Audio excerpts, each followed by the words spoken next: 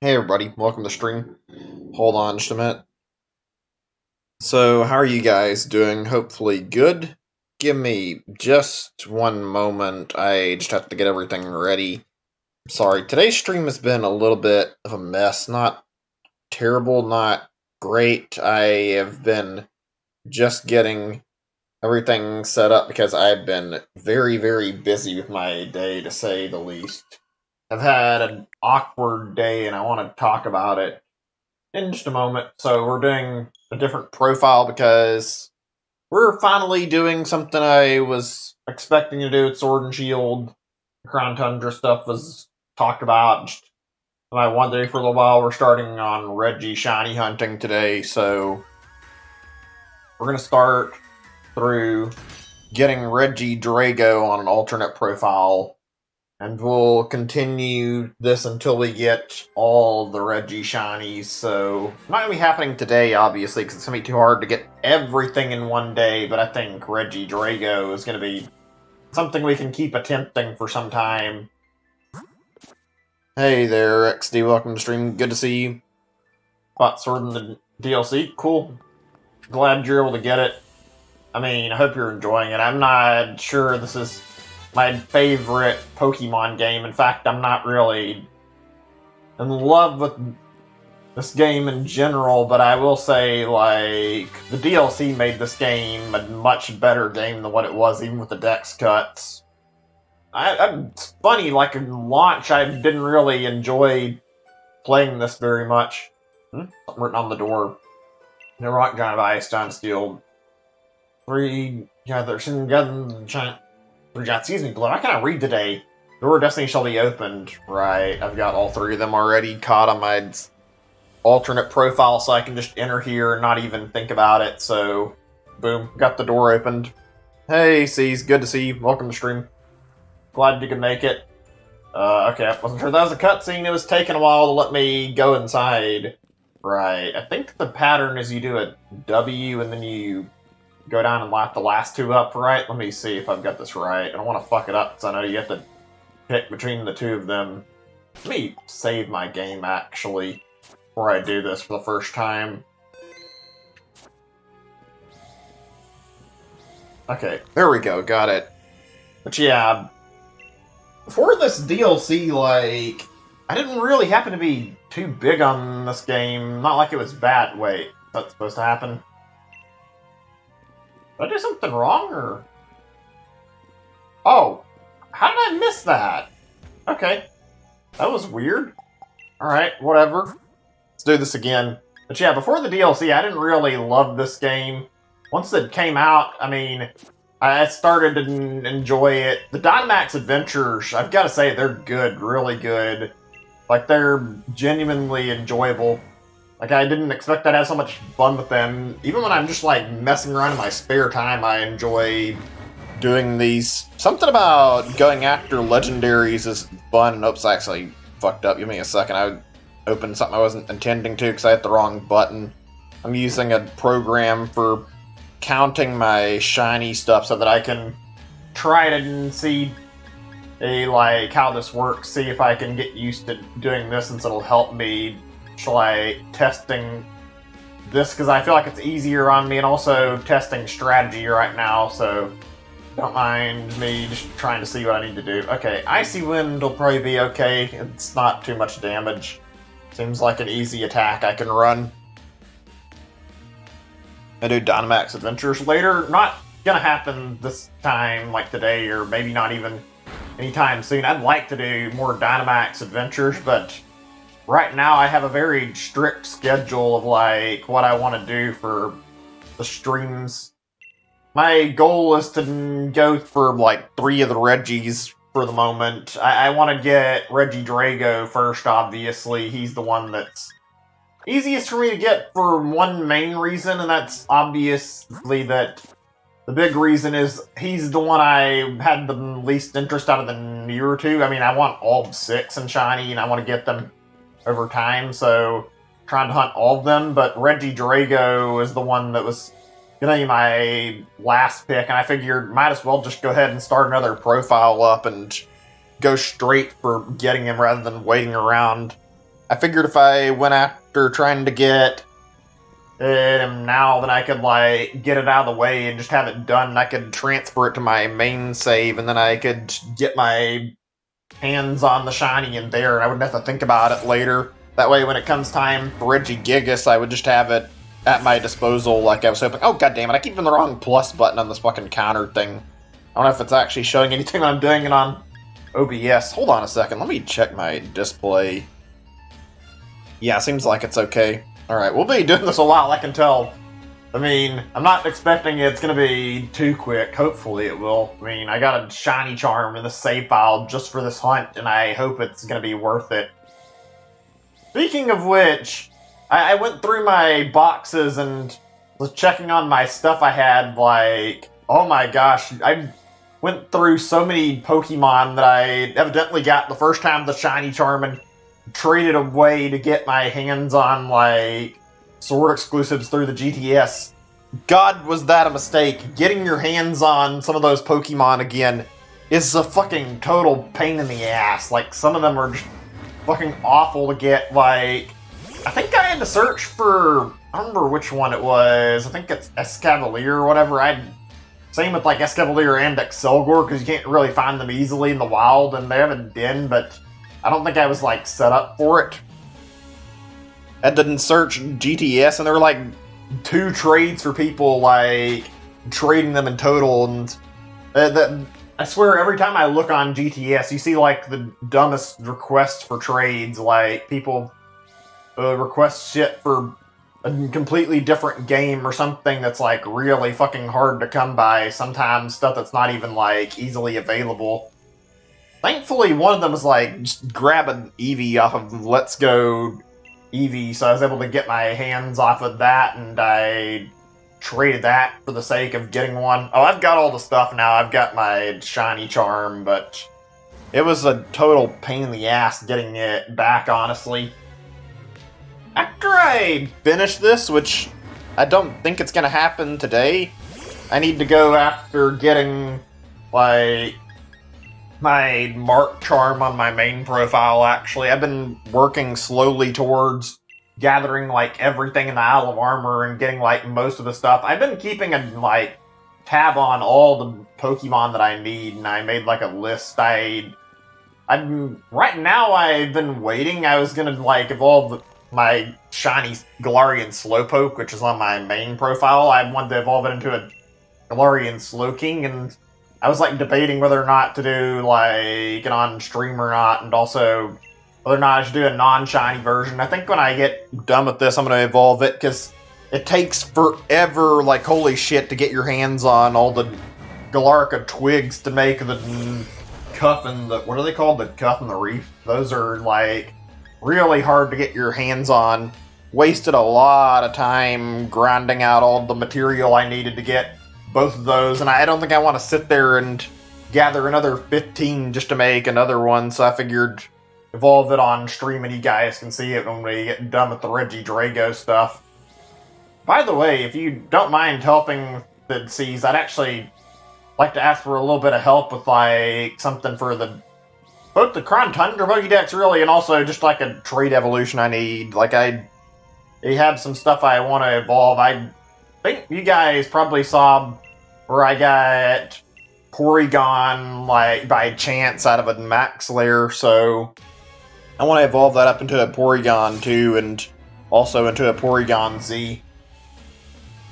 I was thinking about that, like, I had Porygon, but I've never had either one of those two, and I want to evolve that. I really like the look of the line anyway. I've never actually really seen Porygon Z or Porygon 2 up close and shiny either, I don't think. So this would be kind of cool, actually. Also, hang on a second. I missed a message or two, I think. Give me a second. Actually, I'm about to turn my fan up. For some reason, it's a lot hotter in here than what it was when I was starting, so I have to make things feel a little better. Ugh. Okay, right. Talking about the dens. Oh, you're talking about Latios. Yeah. How's that been going if you're still there? Like, I haven't done any of those like lair hunts in quite some time, and oh shit, did I add this one to my counter? I wasn't paying attention. Fuck. I think this one's unmarked on the counter, so I'll just add it up and count it as number 7. If it's off by like 1 or 2, it's not really the biggest deal. We're probably going to be sitting here doing this for like 2,000 encounters, even though I don't want to. So also probably the reason we're not likely going to see a shiny today, because I imagine we're going to be only able to make it through like 500 of these guys at most. I just don't think I've got stamina to go through a whole 1,000 encounters in one day. Maybe I'll prove myself wrong, though. Hey, Zachary. Welcome to stream. Good to see you. Yeah, I remember we talked about that, doing those hunts. That was something going through those last shiny hunts, I'm not gonna lie. That Groudon shiny hunt, that was fucking straining. Like, I felt like I was fucking just angry at how annoying and how long that hunt was. It didn't take forever, but it was like at least a week of my time wasted and not really getting anywhere with like me attempting it. I just sat there continually fighting it and then losing so many times, all the time for like 7 weeks. And it took so fucking long to get to like 40 encounters and finally get that shiny. I couldn't imagine how much worse it would have been if I hadn't got it, like, when I did. Ugh, that was tearing me apart a little bit. I've been watching some of the, like, Max Slayer stuff in my spare time, just watching more shiny hunts in general. Kind of want to talk about that in a little bit. Okay, let's mark this. By the way, how's everything going with you guys? Been doing any fun shiny hunts lately? I think I marked this one when I encountered it, so should be good. But yeah, where was I? Oh yeah, I did get a shiny off stream that I was gonna show, but I didn't feel like showing it on the Discord, and I wanted to wait until later to show it. Just a recent thing I got through a Max Slayer when I was done with my Kyogre stuff. That was fun too, how that ended up being like literal 3rd day last encounter. Biggest surprise to just bump into it all of a sudden. But that's not what I was talking about.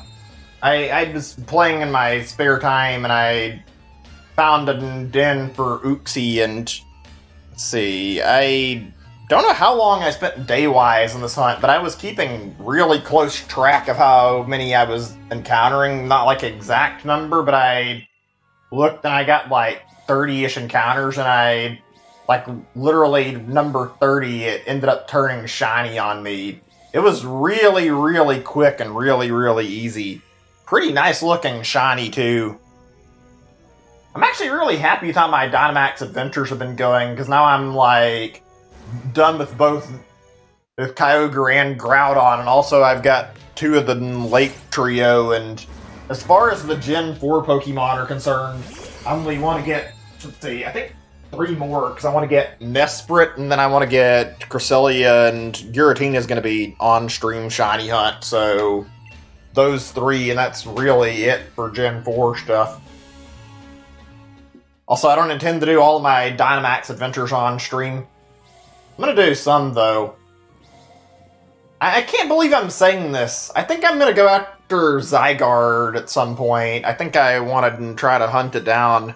I was actually looking online at, like, some stuff, and I was looking at the Gen 6 legendaries out of curiosity, and I didn't know this until, like, recently, but apparently there's only 3 legendaries in Gen 3 in total, so not Gen 3, Gen 6 in total, so it's like, well, I kind of wanted to get Zygarde anyway, and I don't feel like getting my hands on a Xerneas or a Yveltal would be too bad either. I think I want to go after, like, all 3 of those at some point and see if I can get them. Zygarde's the scary one. That's, like, the hardest Pokemon to hunt in the whole game, I think. You have to fucking sit there and carefully plan out every move so you don't end up dying to it every time you're fighting it. That looks like that'd be fucking torture. I've been watching people do it too, and most of the shiny hunts I see in Zygarde end up going like over odds. Ugh. Maybe after we get done with the Reggies or something, or we get close to like Reggie Gigas, that was the plan that I wanted to do, was like, before I get my hands on Rayquaza, I was planning to go after Zygarde at some point. Okay, just checking to make sure I count that up. Sorry, I'm going to be really careful to make sure I'm eyeballing my counter while I'm talking. I'm not really the best about multitasking. If I go silent for a moment, my bad. I'm not trying to. Just need to, like, make sure I get better at paying attention to two things at once like this. Anyway, where was I? Is chat okay? I haven't seen messages in some time. I'm a little worried the chat might have stopped working on me, because I'm not used to it just, like, completely stopping with messages. I didn't get my link for my stream, did I, either? Let me do that really quick. I'm gonna reload the page while we're doing this and make sure it's working correctly. Give me just a second or two to do this. I just need to go on the Discord and make sure I copy this after I get this ready. Also, I didn't fix my volume.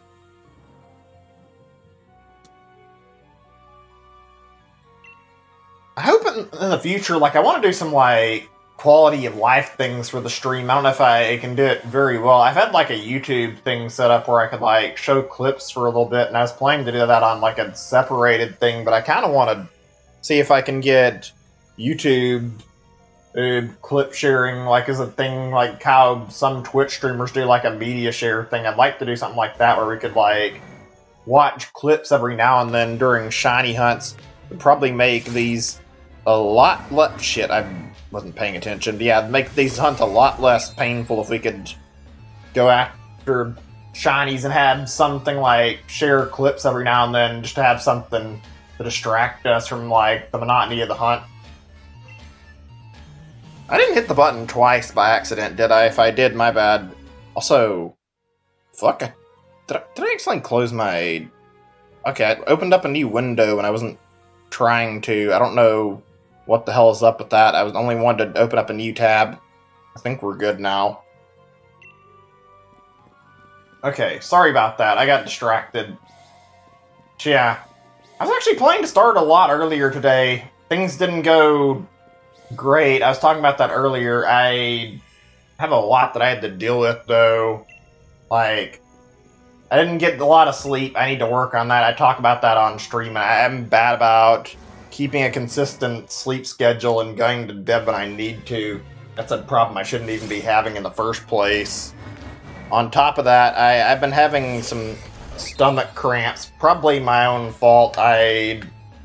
Yesterday I actually ordered a pizza, and it was good. I ended up, like, eating all of it. When I got it, like, not something I normally do, and I think that upset my stomach a little bit. I had spent the better part of today having problems thanks to that. I'm sorry if that was a little TMI. It wasn't what I was intending, but, like, that slowed my day down tremendously.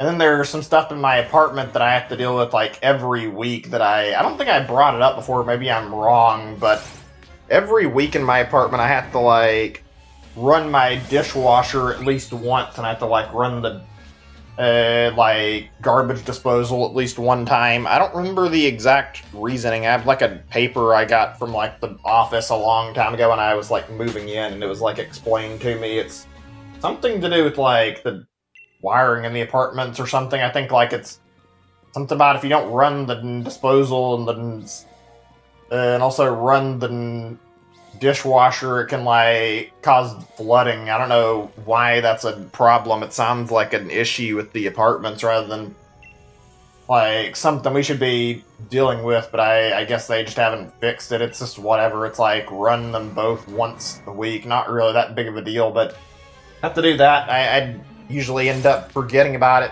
like, the main part of the week, and then put it off until Saturday, and almost got distracted and forgot to do it today.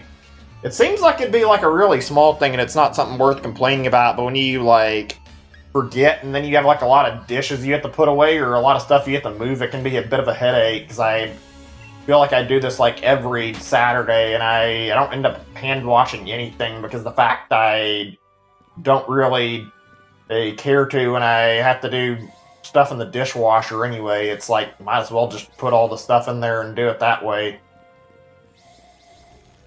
Can add up to be a lot more headache than you'd think it'd be when you're sitting here doing this. I'm trying to think if there's a little bit other stuff that happened. Not really anything too amazing. I was just tired and not really ready. I got a new game yesterday, though. Or was it? I guess it was yesterday. Yeah, I got a new game I picked up. I can show you guys really quick, actually. Hang on just a second. Go to the main menu where you guys can sort of see it. So I picked up this yesterday. It's a mystery dungeon type game. I can talk about it in just a moment or two. Hold on a second. I'm just checking my OBS to make sure the display is not working wrong. I'd said it took a little bit of time to make sure I got all this set up just right. I think it's good. Okay, yeah. So yeah, this game is called Shiren the Wanderer. There's a lot longer of a name. I think some of you guys have probably seen this on Nintendo's little indie presentations, and it was interesting, and I decided to check it out because it piqued my interest.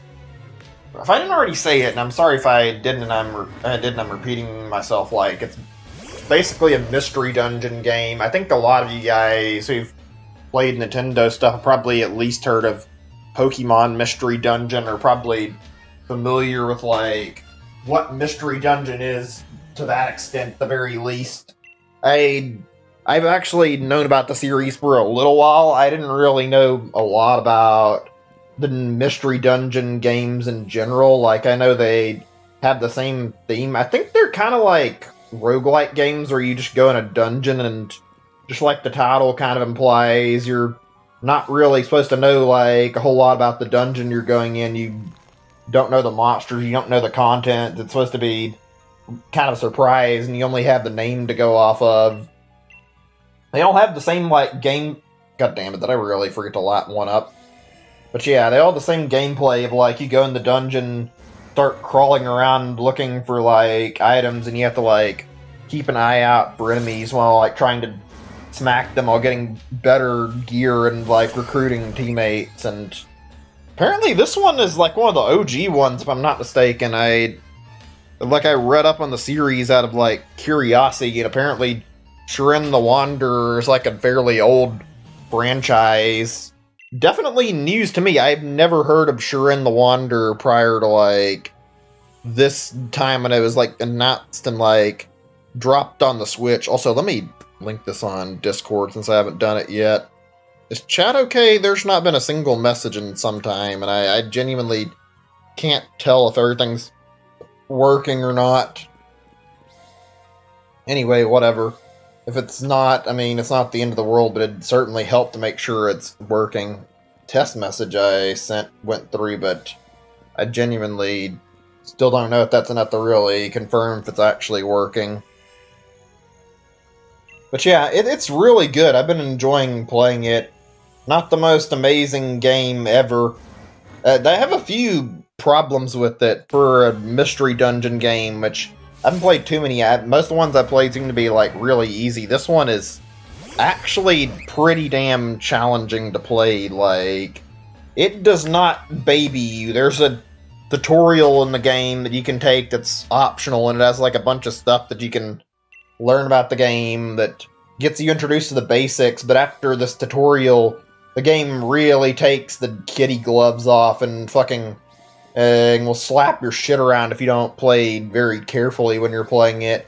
I got through the first 2 dungeons and was playing well enough. I did some optional stuff, and then I got to the big part of the game because the title's really long, and the title focuses on what the focus of the game is. Some tower where you're supposed to change the future, and so I guess I should explain this a little bit. There's this weird gimmick in the game, or maybe not gimmick's the right word, but the area, the main part of the game is divided up into 3 areas. It's a big tower, and one area is about the past, one's the present, one's the future, and past is the easiest one.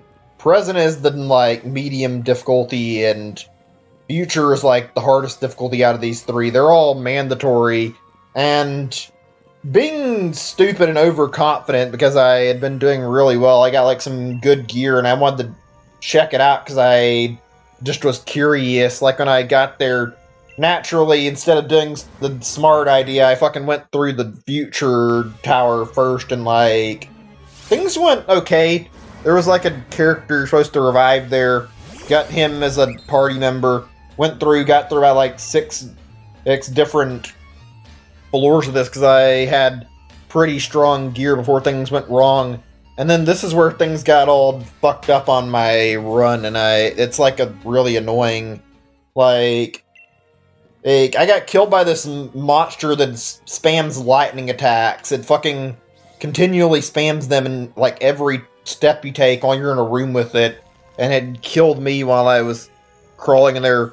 Everything was already pretty challenging and pretty hard to beat, even with like the strong gear I'd like picked up, and like after I failed here, come back to the tower, was gonna check on like easier difficulties, and then I found that I fucking got soft locked, which fucking pissed me off. What is the game? It's called Shurin the Wanderer. I don't remember the fucking full title. I think it's called Shurin the Wanderer and the Tower of Fate, something like that. It's really long. Let me see. I'll try to see if I can read it all really quickly. Tower of Fate, and I don't know if I can speed this fucking text up. Tower of Fortune, the Dice of Fate. That's it. It's fucking really goddamn long, but yeah, it's easy enough to just remember it by Shurin the Wanderer. I don't think there's another Shurin the Wanderer game on the Switch, or if there is, it's part of like a collection, not something you'd find separated like this.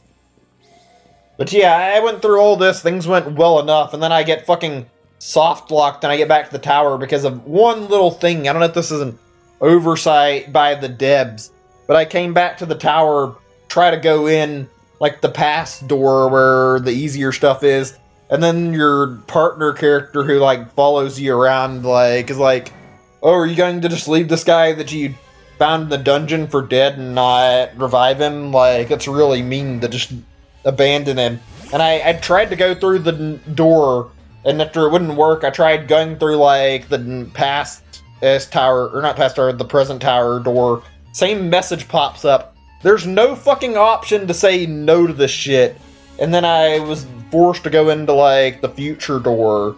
It pisses me off because like I tried and like the enemies fucking slaughtered me, and I had like no chance of being able to get through it. I didn't have strong enough gear to like actually go through it, so my best bet now is to just fucking restart the game from the beginning area and play over again, which is a really big oversight in my opinion. Like, they could have easily avoided making this into a problem. I don't know if there's any chance that like a message to the devs on Twitter would get them to like give you an option to say no to that, but I doubt it. Like, there is like a little thing I could have done, I guess, but I don't think it would have helped any. Like, there's a tour guide character at the start of the tower, and you can like hire her for like a little bit of money and get like a partner from her, but I don't think even if you get her help, you can like go out of to like another part of the tower that you were in, so it's just a giant soft block. Bit of a mess, frankly. Game's really good, though. Got a pretty nice feel to it.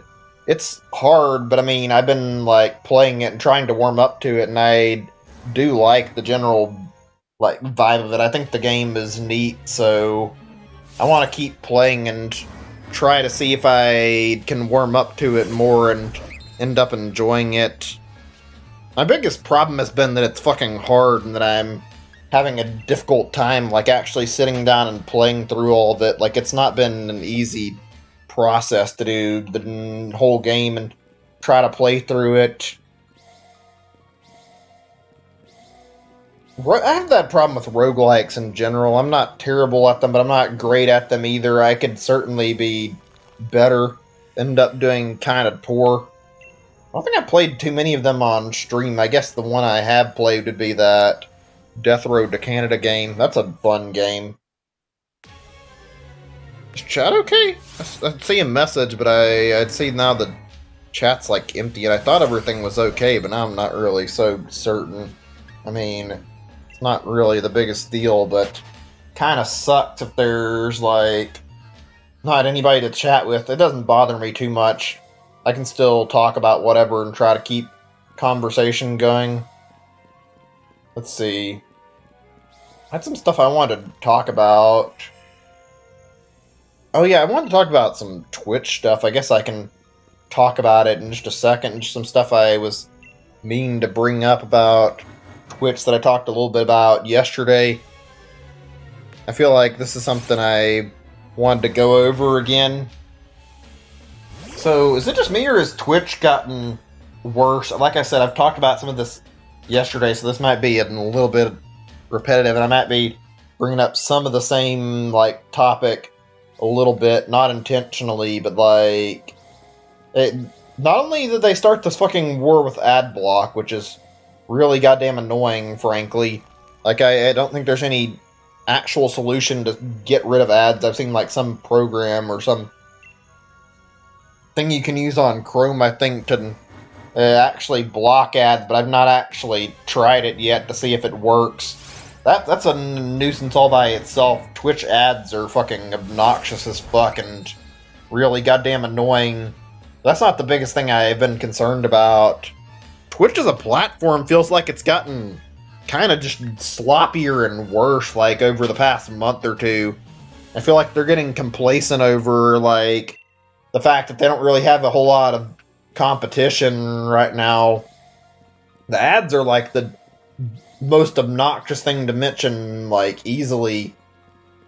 That DMCA system, though, I've got to say, that was a fucking dumbass idea. It seems like Twitch has been throwing out, like, stupid idea one after another lately, and just, like, praying to God that nobody fucking and gets angry over, like, any of their decisions. I might be remembering wrong. I think I saw something on Reddit earlier, like a really dumb thing on, like, Twitch's behalf that happened. I might have been reading a parody thing, but I don't think it was. Like, it was basically saying that Twitch, it was, like, taking down any streams that had, like, blind playthrough or anything like that on their, like, stream title. Because somebody made the claim that it was, like, offensive to blind people. And it's like, what is this bullshit? Why is it that, like, all of a sudden people can just, like, start complaining about whatever, even if it's not actually offensive, and just, like, complain over something that doesn't actually affect them, and then start causing issues for a platform or for other people? Like, that's obviously not what blind playthrough means.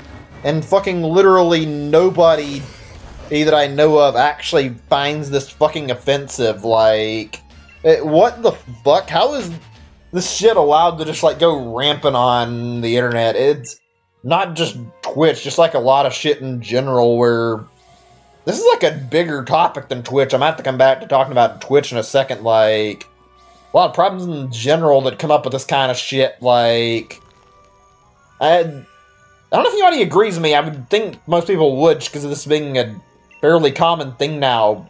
Cancel culture on the internet is probably some of the most cancerous shit I've ever seen. Like, you do, like, anything the internet deems wrong, even remotely, and you get people trying to fucking kill off, like, any following you have on the internet or any career you have. Obviously, it's not as big of a deal for somebody who's smaller, because it's probably not going to impact them in the first place, but, like, I see this shit all the time with bigger content creators where this cancel culture shit ends up happening, and, like, in some cases it ends up killing their careers over, like, literally nothing. I'm trying to think, like, I've seen, like, a few things where, like, people are just starting up random bullshit. Like, I've talked about, like, how I listened to, like, some other shiny hunting streams and, like, watched some stuff while I was, like, bored and didn't have anything better to do, and I listened to an A-Drive stream, and he talked about how somebody made up some shit about him with, like, claiming he was in an affair, and started trying to spread this around like it was actually true in order to, like, end up getting his channel canceled. Like, it's incredible how quickly, like, allegations on the internet end up spreading nowadays, whether or not they're actually true or not. And especially regarding, like, cancel culture, like, it seems like everybody on the internet is really fucking quick to just believe whatever fucking accusation is actually made up and just, like, thrown out there without actually fucking doing any research or actually trying to like questioning anything that's like put out on the internet. It's just like, what's happened to the internet? I mean, it's not like it was great to begin with, but it's bad when somebody can just make some stupid bullshit up and then fucking everybody just suddenly believes it, and it ends up getting like somebody's career canceled just because people will automatically buy into this and they won't change their opinion on it, and they're also unwilling to like do any actual research on their part.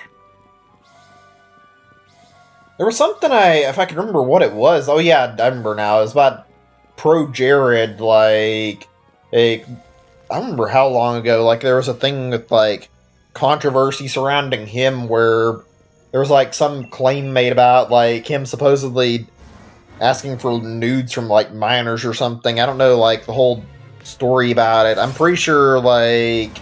Well, I was gonna say, like, I think it was fake. I'm not actually sure, like...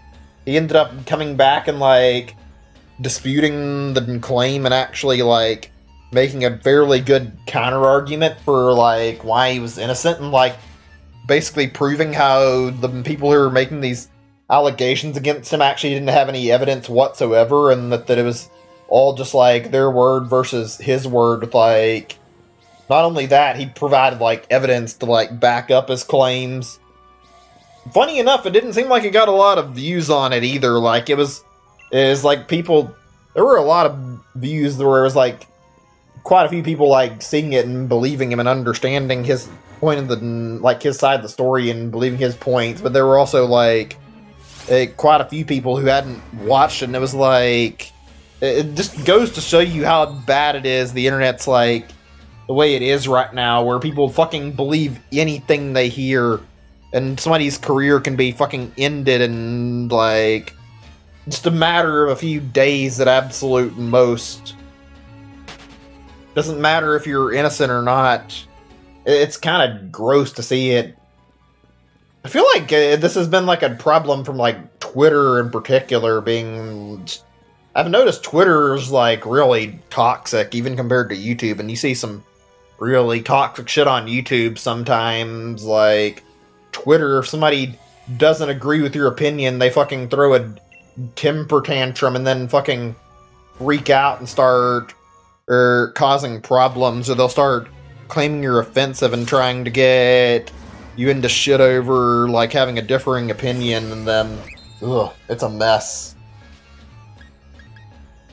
Anybody remember that episode a few years ago, like, with, I want to say a few years ago, I might have been remembering wrong, I think it was like 3 or 4 years ago at least, with, like, JonTron. I still don't know where I'd stand on that. It was basically like JonTron was on some podcast or something, I don't remember. It was talking with somebody, and the interesting part of this is, like, well, basically, like, it's like some claims that he made about JonTron being racist based on some of the answers he made in, like, this stream or whatever, and I don't remember, like, what all he said, but, like, basically the person who was doing the interview is known to be somebody who intentionally asks, like, a lot of really dodgy questions and gets, like, and tries to, like, trip people up and get them to say, like, shit that's offensive, or tries to get them to say things that would slander their own name, and, like, after this, like, JonTron was, like, called out for being supposedly racist, and, like, the whole internet immediately jumped on him over this, like, stream. It was really, really weird. He ended up making a statement on it, and it seemed like a pretty decent statement. I don't know, like, what all I believe, because I haven't watched all of it, but, like, the guy doesn't come off as racist, and, like, I find it weird how so much of the internet was, like, quick to jump on his throat and, like, immediately... like, be unforgiving and just hate him over something where it's proven like the other person that he was talking to was like really, really manipulative. I don't know. The whole situation's really, really bizarre and really, really fucking weird. The internet's full of fucking dumb bullshit. Like, I swear, internet drama always fucking sucks. Is it just me, or is the encounters kind of slowed down more than I was anticipating? I think I had like 30 like 10 minutes ago. Now I'm sitting here at like 40. I don't know why I'm only at 42. Whatever, though. One encounter a minute's not that bad. Give me just a second. Before we continue moving forward and talking more. Where was I? Internet's got there's a lot of problems on the internet. Like I was saying, like, it's amazing just how you look a little bit and you see so much bullshit and so much toxicity that are just thrown around out there. Same time, I feel like it's gotten a little bit less bad. I mean, not like it's completely clear. Still got crazy people causing problems over Twitter, YouTube, or wherever that are just there to stir up chaos. Ugh. Hang on a second, make sure I count this one. You guys remember, like, the years of, like, when Keemstar and Leafy were, like, really active? I mean, Leafy was still pretty active for quite some time up until his ban and, like, stirring up shit the entire time he was on the platform.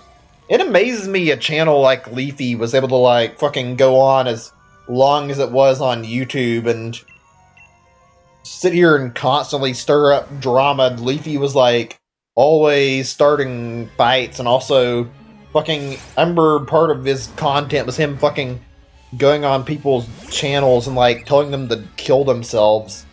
Kind of a total piece of shit of a human being, and, like, the fact that he actually managed to go on as long as he did is really fucking shocking, frankly. I remember, like, so many people tried to take him down. It's funny, nowadays you look at YouTube and you see, like, the communities and things are relatively contained well and don't see this kind of toxicity very often, but then you look back, like, a few years ago and it was fucking crazy out of hand.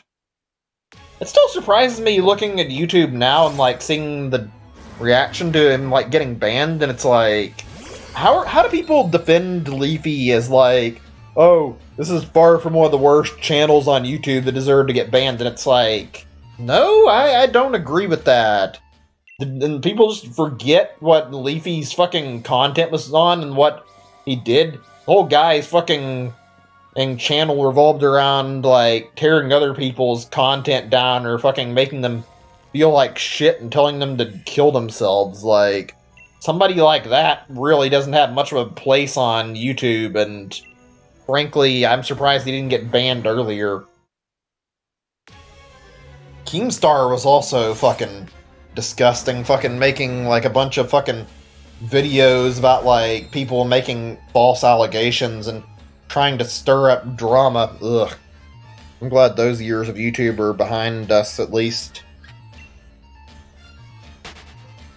Let's try to stray away from that topic a little bit, though. Let's see, I'm trying to think what all's fun to talk about. Anything new that's been in the news, any good stuff that's been cropping up. Game Awards are going to be coming up soon, I think. I think that's going to be streamed on Twitch. I'm not really certain. I'm going to have to look at the, like, thing and see what it says about that in just a moment. I want to watch that. I don't know if I'm going to try to stream that. I don't really do reaction streams. I mean, I don't know. I don't really care to do that kind of stuff. Not like it's a bad thing. Not like it's a big deal. Just, I don't know. You guys gonna watch? I watch every year. I like watching the Game Awards. It's a fun little distraction to see new game trailers and then see the end of the, like, thing, see them announce all the awards. Frankly, I don't give two shits about what game actually wins what award, because at the end of the day, it just doesn't matter. It's all fucking a bunch of slock that's being hyped up by the industry and not really particularly, like, fan opinions of games, so can't really expect anything good out of the nominees. Especially if there's the possibility of, like, somebody paying to get their game in the Game Awards in the first place, instead of it being based on, like, actual popularity. I don't know, like, I genuinely don't know how often games or devs blatantly paying out to get their games involved. I wouldn't imagine it's that uncommon, though. Look at fucking last year and Death Stranding. It didn't win, thankfully, but, like, I don't know anybody who played Death Stranding and actually fucking liked it. Everybody I heard, like, talk about Death Stranding basically talked about it as a piece of shit, because apparently it wasn't very good, and it was fucking boring as shit to play. I mean, I don't really blame them. It seemed like it was a game where you fucking spent your time walking and not really doing anything interesting, and it's not even like a walking sim that's interesting. It just looked like it was Kojima trying to be clever again and not really succeeding. Weird when you, like, stop and look at the story of that game, and fucking creepy how it basically kind of predicted what would happen in 2020, though. Like, the whole thing with the world being stuck in a fucking shithole and everybody being quarantined, and meanwhile there's this one guy going out and delivering everything. It actually provides quite a few parallels to what we're dealing with right now. Oh, man. Hold on a second. Ooh, I almost got distracted when I was trying to up the counter. Anyway, where were we? Has anybody actually played that here, just out of curiosity? I have not actually played it. I've had interest in it. I mean, maybe I might consider picking it up at one point and just doing like a one-off stream of it just for the fuck of it. I don't think I would actually like it. Most of the people I've watched play it, like I said, they don't like it any, and my friend who streams also played it, and he ended up not liking it and stopping after like 1 or 2 streams of the game. Also, I've got a fucking burning itch on my foot right now, and it fucking sucks. I can't get the fucking itch to go away. I fucking hate it. It's painful as fucking annoying. Ugh. Okay, I think I'm good now. Let me get my counter back up. I got distracted over that. Do you fucking hate it when you get like a fucking itch and just fucking won't go away? That's one of the worst feelings. It's not terrible, but it's not annoying, and it's not good either. It's more annoying than anything. Fucking feel something start itching, and then all of a sudden it just won't stop itching, and it fucking bothers you for like 10 minutes straight. And then you find yourself fucking scratching too much. Ugh, God, that feels painful. And now the fucking itch is coming back. Fucking hate when this shit starts happening. Sorry if I'm getting distracted here. I hate feeling like this. Fucking itching is one of the worst feelings, as it gets fucking... And I'm not sure how you word this. Like, it gets to the point where it keeps bothering you and making you more and more conscious of the fact you're fucking itching. Ugh. Anyway, where was I? Where was all the new stuff that's been announced for the Game Awards this year? There's been, like, not new games, but, like, new announcements. I know there's been, like, quite a few things. I remember, like, the nominees were already announced a few... was it a few months ago? I don't remember if it was announced in, like, October, September, or November. I think it was in October. Like, they announced, like, Animal Crossing, Ghost of Tsushima, Last of Us Part 2, some stuff like that, all being part of the Game Awards. I think Xenoblade was nominated for, like, Player's Choice, like, or whatever it's called, like that award for that, so maybe that'll get nominated Game of the Year. I don't know. I don't remember if I had something about Paper Mario. I was thinking, like, on Nintendo stuff, so I thought I saw, like, at least 2 games that got nominated for new categories this year that I didn't remember. It might sound weird to say. I feel like Animal Crossing is a really odd choice for, like, a Game of the Year candidate, though. Animal Crossing just feels like something you wouldn't expect to be nominated. It's the kind of game where it's really, really casual, and I guess as a result of that, you wouldn't expect that people would end up putting it in, like, the runnings for a Game of the Year title. Like, it's very, very simplistic, very, very calm. It doesn't really fit the same categories most of the other contenders for Game of the Year fit. I mean, if it was all based about popularity and literally nothing else for Game of the Year, then I think Call of Duty would have won Game of the Year at some point, and same with Mario. Like, neither one of those ends up ever getting nominated. Hold on a second. I'm just moving my position because my back's not feeling amazing. That's something I'm not a fan of. I'm getting older. Also, I'm about to fucking move my computer over just a little bit where I can try to access my thing a little easier. I think I'm good now, but just had to fix things up. Everything wasn't set where I could access it easy.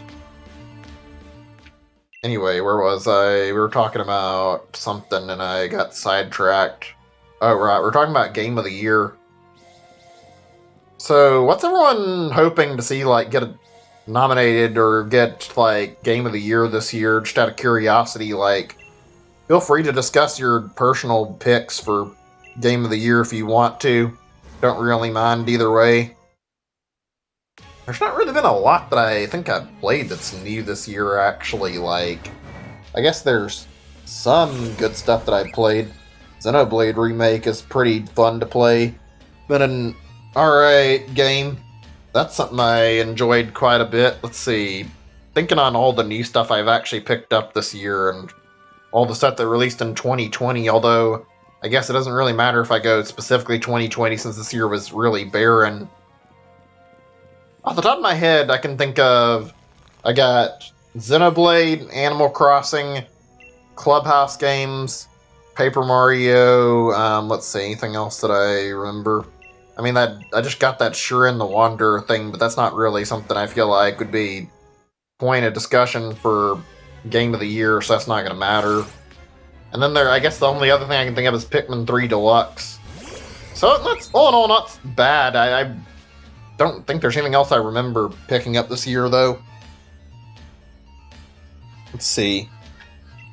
Kind of there's another thing I almost forgot about. I'm surprised none of the PS5 games are getting nominated for Game of the Year. Not like it's that surprising, though. They did come in kind of late this year, so Like, there's a lot of PS5 games that are getting, like, a lot of positive reception right now out of, like, all the launch titles.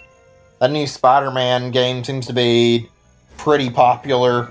Also, Bugsnax has got, like, a huge fan following already, and frankly, even though you wouldn't expect it, that seems like the kind of game that actually could get nominated for a future Game of the Year. I don't know.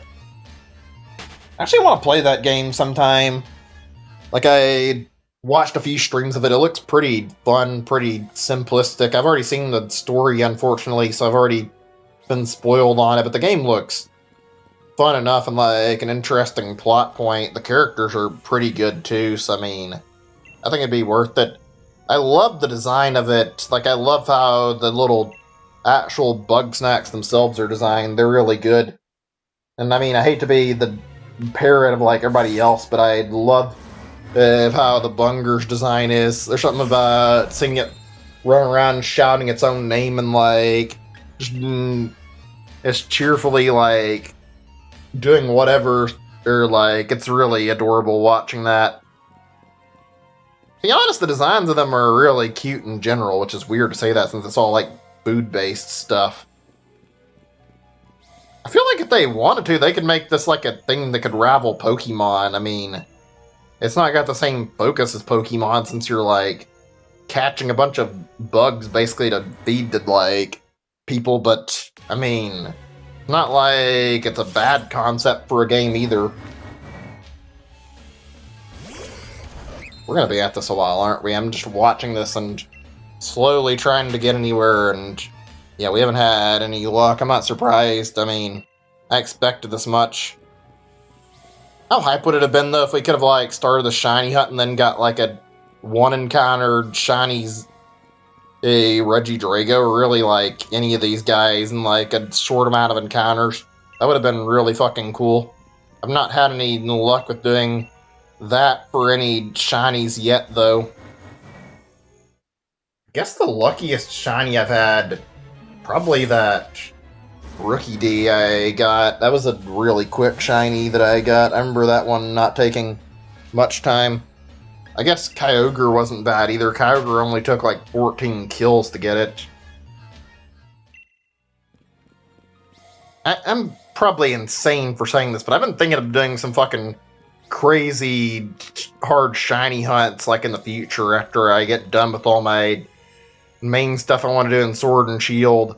I'm not certain if I want to commit to them, but I've thought of using some like stuff online, like there's like a thing for Deoxys, like a little cartridge or whatever you can use for emulation to get the data for it, and I figured maybe I could consider like shiny hunting Deoxys, and also I've thought about doing Jirachi. I don't know if I want to. Those two are particularly not fun-sounding shiny hunts, to be honest. Both of them sound like they would kind of suck to deal with, frankly. Especially Jirachi. Jirachi has a very particular shiny hunt method, if I haven't mentioned it. You have to basically reset your game every time you get a new Jirachi, and Pokemon Ruby, Sapphire, Emerald, or Fire Red and Leaf Green, and as a result, it means you have to sit here and make a new save file every time you don't get the shiny, and it takes like 10 minutes at minimum to get the new Jirachi pumped out that you can actually check for shiny. It is incredibly slow. Apparently there's only 9 shiny frames for Jirachi in the games. I'm not certain, but I think you have to be standing in like specific areas when you're receiving Jirachi for it to even have a chance of being shiny, so you have to like make certain you're meeting the right qualifications and then pray to God the RNG falls in your favor. I don't know, I don't think we're going to get to that one anytime soon if I even do it. Jirachi is one of those I kind of want to hunt, but also kind of don't at the same time, because the idea of shiny hunting Jirachi just sounds like pain. Deoxys I can maybe do. I don't know if I could handle doing a fucking 1 out of 8,000 shiny hunt, though. Ugh, give me a second or two. How's the, like, chat holding up? I'm not seeing a message in well over, like, 20 or 30 minutes. I don't know if everything's okay or not in chat, so really just going off of what I can see to make certain that it's still good. Let me add this. I'll reload the page too, just to make sure everything's working correctly. Don't see any new messages besides my test message. Whatever, I guess. I'm gonna do something really quick when I get to number 70. I'm gonna, like, go grab some water and get something to, like, cool off with, because I feel like I need to drink some water and keep myself hydrated. I'm feeling a little bit hotter than usual for some reason in my room today, so I want to do that. Even though I've got my fan turned on, it's not really giving me the most help with that, so I'm going to take a really fast moment to go get something after I do that. It'll only take like a little bit. It won't be that noticeable, but I'm going to need just a little bit to go grab water. Hope that's okay with you guys. I feel like I need it right now. Whew. I'm sure we've talked about it before, but since I don't remember bringing it up, what's everyone's favorite beverage of choice out of curiosity? You guys, for like a certain soda, you drink like Gatorade, drink energy drink? I'm just curious to hear opinions on this one. I don't drink energy drinks very often, if ever. Like, I think the only energy drink I can think of I've drank is really just drinking Gatorade. Gatorade's pretty good. Gatorade tastes good. I like it a lot, so, I mean, very much okay with drinking it. I mean, if you can even count it, I don't know whether or not Gatorade qualifies. I hear a lot of good things about G Fuel, and I hear about Red Bull and Monster Energy Drink, which I've not drank either one of those. I don't really care to be, and I shouldn't care to be totally frank, though. I don't know how they taste. I might have to try them eventually, see what I think about it. Anybody got any good recommendations for that? If you drink any, it's not really a big deal. Just curious. As far as soda goes, I only ever really drink like the same thing nowadays. It feels like I still like drinking like whatever and drinking multiple sodas, but I typically only find myself drinking Dr. Pepper. I just like Dr. Pepper a lot, so it's natural for me to have Dr. Pepper and drink that. For whatever reason, I've never really liked either of the big popular brands. I've never really cared for Pepsi or Coca-Cola very much, and when I drink the two of them, I can barely taste any difference between them. I've got to say, even though I don't really care for like the soda themselves, they both have some certainly memorable like marketing decisions, at least in their past. I'm not sure about how they're handling it right now. Okay, I'm gonna do one more really quick, and then I'm gonna pause the game just so I can go get some water out of my fridge for getting hydrated. But yeah, like I was saying, I remember the Coca-Cola ads pretty well. They weren't amazing. I remember the Coke polar bear, though. That was something that was really cute and really easy to remember mascot back in the day. As far as I can think of, I don't remember another Coke thing. Just they made a big deal out of their polar bear mascot. He was always in their commercials. Pepsi was more memorable. Like, Pepsi was fucking crazy. If you want to look that up, then there's a history with Pepsi and their weird-ass commercials. Just look up fucking Pepsi Man and you'll see just how bizarre it all got. I think Pepsi Man was like a Japanese thing, and I've got to say, Pepsi has some fucking strange-ass commercials. I think they even got a Pepsi Man video game made, and it's fucking... I think it's like 3 hours long or something. I remember there's an AVGN review on it. Does not look like a fun game. Anyway, before I continue talking, let me go grab some water really quick. Like I said, I'll be back really fast. I don't intend to take a long AFK break like I've been doing in some of these hunts. At least not yet, because right now I just want to go grab something to drink and hydrate myself. I'll be back in a second.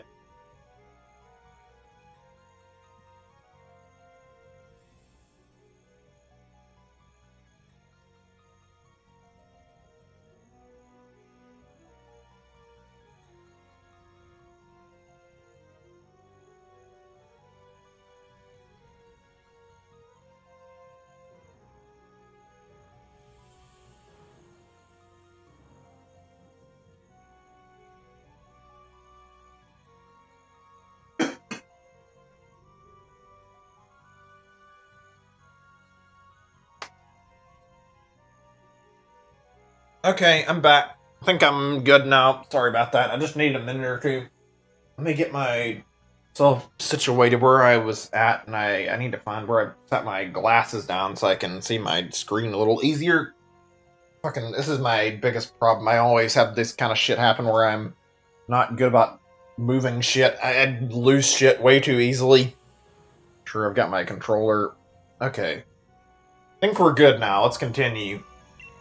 But yeah, I guess I should talk about that a little bit. So, where were we? Right, we're talking about sodas. I'll continue that topic in a second. But yeah, I don't think I talked about this or said anything about it on stream before, but like, one thing I suck at really bad in my everyday life, I'm really bad about like holding on to shit and making sure that I keep stuff that I need like in a good like position. Like, I'm not good at keeping up with my stuff. Not like at home or whatever, but when I'm like out and I have to like take out my jacket or whatever, take something with me somewhere, I am really bad about going out and bringing stuff with me and then remembering to pick it up when I'm leaving. I'm always end up forgetting stuff and leaving it behind when I'm like leaving. Usually I'll get everything and there'll be like one thing I'll forget when I'm going, whether it be my coat or I've had a moment where I've forgot my Switch before and thankfully got it back relatively quickly, but that was a nuisance. Let's see. I think I forgot my phone. I forget a lot of things. And I remember I lost a coat in like my E3 trip a few years back because I fucking forgot it when I was getting on the plane, which is fucking embarrassing. But I mean, can't really change the past. Not really anything I can do about it now. I'm really bad about that. I don't know why. Always something I leave behind. I don't feel like I was like that before. I don't know. Maybe I'm wrong. You guys ever have that feeling like, I don't know if it's just me, it feels like whenever I find something I lose, which unfortunately happens, and learn how to lose stuff like a lot, like, it feels like I find something and then I lose something else when I look for something. It's like, I can't just have good luck. I end up getting something that I wanted and was looking for back, and then I hunt for something it was like trying to find, and oh, and you know, something I had already found is just fucking lost and I can't find it anymore. It happened to me a lot with like video games or consoles or whatever, and it's a fucking pain. Part of why I opted for going all digital on Switch, I mean, I've been like contemplating it for years on end, like going digital, and I don't mind having physical games. In fact, I like it to an extent, but yeah, that whole issue of losing games is the problem. And with the Switch cartridges being so tiny, it's like a serious problem to worry about potentially losing games. I don't know. I find it funny how there's like a lot of people who are like pro-physical and like very anti-digital on the Switch, and they're very quick to make their voices heard when you talk about like why you like going digital.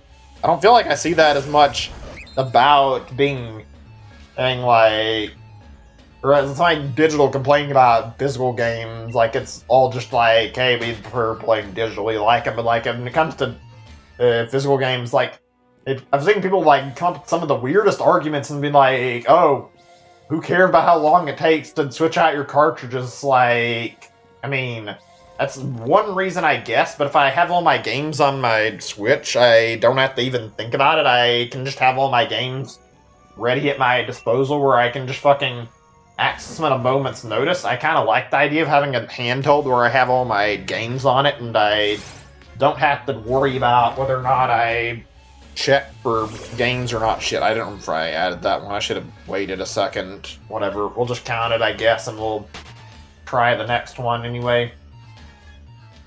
Hope I'm not messing up the count here. If I am, my bad. Nobody's really talking in the chat either, so I can't really tell if I'm accidentally missing numbers or like adding when I'm not intending to. Or was I... Oh yeah, talking about digital versus physical.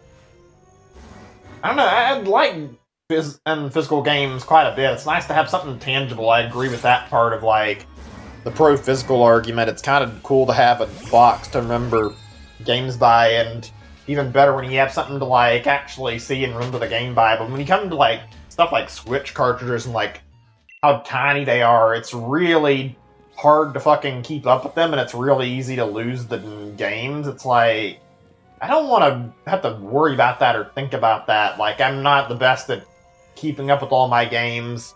Less chance that there is of me losing something, the better. I mean, that's not the only reason. There's like a lot of reasons that digital is actually pretty good, and in some cases preferable. It depends on the game too. I think some games are meant to be played digital rather than physical, but I can get over to that topic in a second. While we're discussing that, I was going to mention like another big argument I hear when I hear about people talking about like physical versus digital games. Here's something that's like a very important thing: space for like storing shit. Even though it's not too bad to like get a place to store games, it can be a real pain to like actually hold on to and store games, especially if you like special editions and stuff like it all. And I'm not saying just like buy them all the time or you buy too many of them, because I mean, obviously there's some people who do, but frankly, like, I don't know many people who buy every special edition. I think most people have like certain game series they really like to purchase a special edition for, and like to have that access of having like that little edition that they can hold on to where they get all these cool little bonuses. That's like a neat thing to have, and those take up a lot of space, especially if you get more than one. Comes a storage problem issue. That's not a problem with like digital games. It's all digital, like the name says, and you don't have to worry about where you're storing any of it. But the physical games, it's probably best to have like a shelf, and then you got to consider where you're going to put all your special edition stuff. You end up actually having too much of it. And then also on top of that, there's the matter of like, see, as mentioned, and shelf space, but then there's like also like, well, I guess if you have too many games, yeah, you can run your shelf space up, and it's not entirely impossible. You'll end up needing to make multiple shelves, that could cause lots and lots of problems for storage over time. I don't even mind the idea of having like 2 or 3 shelves, but more than that, it seems like it might end up being like a little bit much. I don't know. It's not like it's terrible. It's not too hard to get a shelf that doesn't take up like a lot of space and then use it for storing games on.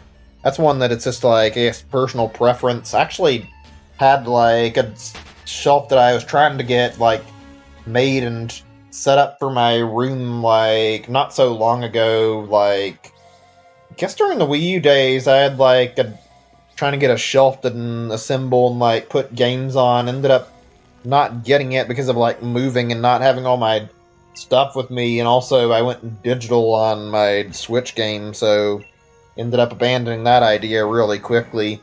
I mean, I thought about going and getting it anyway from my parents' place and using it to store some of my other digital game, or not digital, when I say digital, that's not right, but yeah, you know what I'm saying, some of my physical games on the shelf. I don't have a lot that's with me though. It just take up a lot of space. That's one problem with like physical games, like, yeah, you have to worry about storing them too. There's a lot of problems that are just come up with physical, and it's not like it's completely perfect. There's a lot of cool things about having physical games too, though, so I guess it all boils down to preference. I want to talk about a few more parts of this, like, before I completely drop the physical and digital talk, though. Like, let's talk about one thing, if I can remember what it was. Oh, right.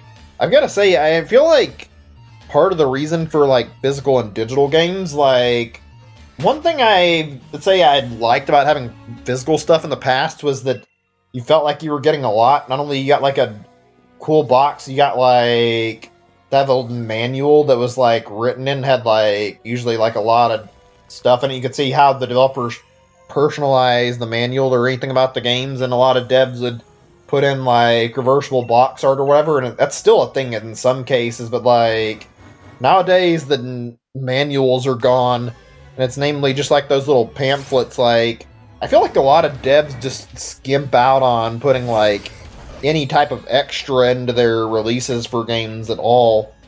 It's kind of disheartening a little bit, and it's like, now that, like, all you're really getting is, like, a case and a game cartridge or whatever, it's made me less interested in picking up, if, like, any physical games. I mean, I'm not completely upset by just that alone, but it's certainly less enticing when there's not even a manual anymore. I guess this was kind of inevitable, though, when you really think about it. Like, digital manuals have kind of become a thing in the past, and they're getting bigger and bigger, I think. They're not super popular, but more sensible than a paper manual. Speaking of manuals, shit, did I add this to my counter? I need to pay more attention to the fucking game when I'm going over to the stat sheet. I'm just gonna add that on, so I'm pretty sure I didn't add that. But yeah, like I was saying, like, I gotta say, there's some manuals I've seen not that long ago. Well, I say not that long, that's some time, but like, last time I saw manuals in games, period, and there were some fucking pitiful ones where they started becoming, like, completely gone, just no longer a part of games anymore. Like, I remember back when the original Pikmin 3 release on Wii U was coming out, I got it, and then I checked the manual, because I was curious about it. The manual for the Pikmin 1 and 2 are really cool, and have like quite a few like detailed pages that are pretty fun to read. I looked at the Pikmin 3 manual, and I'm shitting you not when I say that I looked and there were like 3 pages of like actual content in this whole manual. Like it had like table of contents, I think 3 pages where it was like controls or whatever, I think maybe a little bit extra, and then that was it. There was no like personalized stuff. They didn't really take much time to tell you much more than the controls, and there were like sections in like several different languages. It was really disappointing to say the least. It made me feel bad like looking at this, seeing how there was like nothing of substance in the manual. I don't know. I didn't always like read the game manuals I got either, so probably a lot of them that I took for granted, and then a lot of these that got like shortened where there wasn't any content in them anymore. It's like if you're just gonna put like 3 pages of fucking anything in the manual just to have a manual, it's like I can sort of see why they discontinued them. It's like not really any point in having a manual, just to add fluff to the like box, honestly. I don't know. I miss game manuals. Those were fun. One more thing I was wanting to mention about this, if I can remember what it was, although it might be better. Oh yeah, it was about the digital versus physical argument with the... There's one thing I've got to talk about. Sorry if I'm like having a little bit of trouble conveying my words here, but it was like a thing about how like a lot of games have taken up this trend of like doing a physical release, and then they'll release like a release where it's only partly physical, or like it's a download code in a box. Like I've seen this in a lot of games, and I've looked at stuff like Doom did this for its multiplayer. I think the single player was completely playable in it. Let's see, what else was there? I think they were going to do the same thing for Doom 26. I'm going to say Doom Eternal, excuse me, and like that got canceled for physical completely. What else was there? I'm trying to think. Wolfenstein, I think, was another download code. Like, what's the point of releasing a fucking empty game box, or releasing a game that's physical and not actually giving you the whole game? I don't understand that. Like, usually it's a case of the developer's not actually wanting to pay for a higher priced cartridge. It's like, at that point, just fucking don't even bother with the physical, I'd say. Sure, it sucks, but it's like, nobody wants to see devs skimping out on cartridges and putting in, like, releases with only part of the content and then making the other part digital only. Oh yeah, the Mega Man releases did that too. Mega Man X Collection was, like, physical, but then if you got, like, the X Legacy Collection, you had to pay for, I think, wasn't it, like, X2 Collection or what it was called? It's, like, purely digital. That was fucking dumb. I think they kind of made like a change where they released like a collection of like all of them in a cartridge, so I guess they fixed that now, but like that's a really weird thing to see, is like devs releasing fucking download codes instead of like an actual physical game when it comes to this shit. I don't know. Something I figured I'd bring up here. Oh, man. Okay, where was I? I think I've had enough talking about that argument and talking about... Well, I guess argument might have been the right word. I thought I'd talk about the digital versus physical thing for a little bit. I wanted to discuss it a little bit. Feel free to, like, talk about where you guys stand on physical versus digital if you want to. I'd like to hear some varying opinions on this, see what you guys think of this stuff. Let's see. I'm gonna have to take a minute or two. I'm a little bit out of breath. This is a problem I need to work on with, like, streaming, though. I do get worn down really easy, and I'm also not good at, like, thinking of a lot of topics to talk about, so I need to work on that significantly. Any good videos you guys have watched out of curiosity recently? I haven't really seen a whole lot. I've been checking YouTube every now and then. I mean, I've been keeping up with Donkey's stuff, and there have been some pretty interesting uploads, to say the least. Hi there, welcome to the stream. I can't tell if that's a typo or what, but welcome. Good to see you. I think I've seen you on one of my Dynamax Adventures stream. Good to see you again.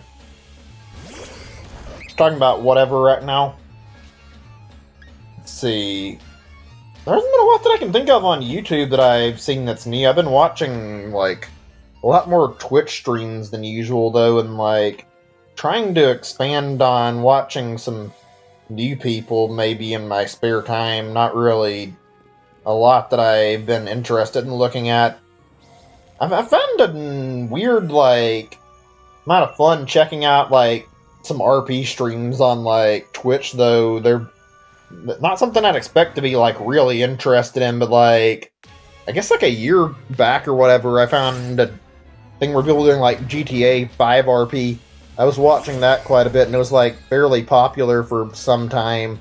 That was fun to watch. A lot of people doing, like, a really, really strict RP where they were, like, pretending like they were actual characters in a game. It was really, really fascinating. Like, it was a whole community of people signed up for this, and there were, like, a lot of popular YouTubers on it. Really, really fascinating stuff. I love seeing, like, game series, or not even series, just, like, things people make with, like, games and, like, put really high quality into it, like, production values for, like, animated series or RP or whatever. Shiny hunting Regidrago right now. Cool. Hope you have good luck with that. I have been having very slow start to this one. I mean, I'm only at 94 though, so it's not like it's too bad. So we haven't passed the 100 threshold, but feels like it's taking a while to get anywhere. I'm planning to get all 6 of these guys over time. Started a new profile. Well, actually, it wasn't really started. It's been there for a while, but I had a save file I hadn't played for some time that I finished specifically so I could go after getting a shiny charm, and then I went after getting Regidrago on this one, so decided to go ahead and get this out of the way and then come back to my main profile once I finished with Regidrago. Ooh, I'm not looking forward to these Regi and Pokemon shiny hunts. They're going to be really fucking slow. I'm going through all of them, though. I think the ones I'm dreading right now are, well, this one's been slow, and I'm worried it's going to take a while, that one already, and, like, Regi Ice, I'm scared I'm not going to be able to tell what the shiny is, because I've looked at it. I can sort of see where it's different, but, I mean, I don't know if I could tell that it's shiny just looking at it at a distance. Looks very, very similar to the normal shiny.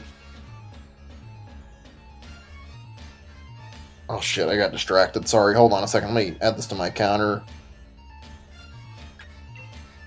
Also, this is like the first time I've actually gone through and did like any shiny hunting on like a mainline Pokemon game, and for like a legendary at least, like outside of the Dynamax Adventure stuff, obviously. Like, this is the first time I've done one where it's been either soft reset or something like this, where it's runaway method. It's very, very daunting, even with the shiny charm, too. Just not knowing how long this will take and how things will go.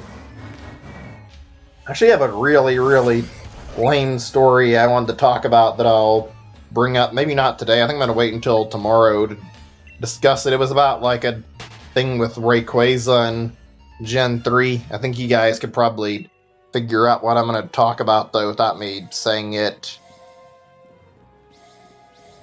I've never really dabbled in shiny hunting before this game in Let's Go. I've always had that interest. Had, like, no idea how to actually do it. Glad I got into it, though. I feel like without shiny hunting, this game and even Let's Go wouldn't have had the same value to me. Like, it's surprising how fun it can be, even though sometimes very, very unfun. It can be a fucking grind, but also, like, this gives the game a lot more variety. Like, it feels like there's so much more to do. Just collecting the whole Pokédex and then moving on is not entertaining. At least not to me. Not anymore.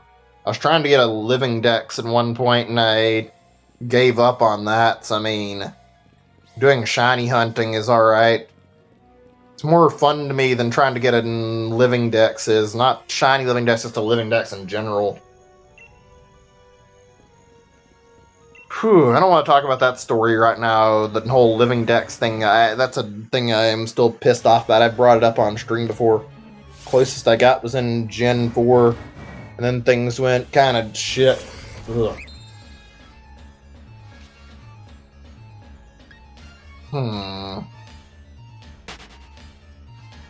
You guys think we're gonna see more legendaries that are like this in a future game? Like, I was thinking, like, on biggest group of legendaries, I guess technically that'd be like, the Ultra Beast. Like, I wasn't certain about it. Like, I think I read the lore in there, supposedly, like, actually really common in whatever universe they're from or whatever, but, like, outside of the Ultra Beast, I think the Regis are, like, the biggest family of, like, legendary Pokemon. I can't name another one that's this many of them.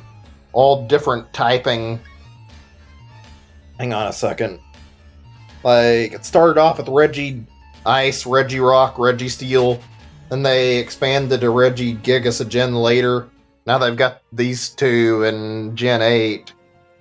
Somebody made a really fun video about this topic, like, basically a video where they did, like, topic about every typing and, like, trying to make a Regi Pokemon that would fit every single typing.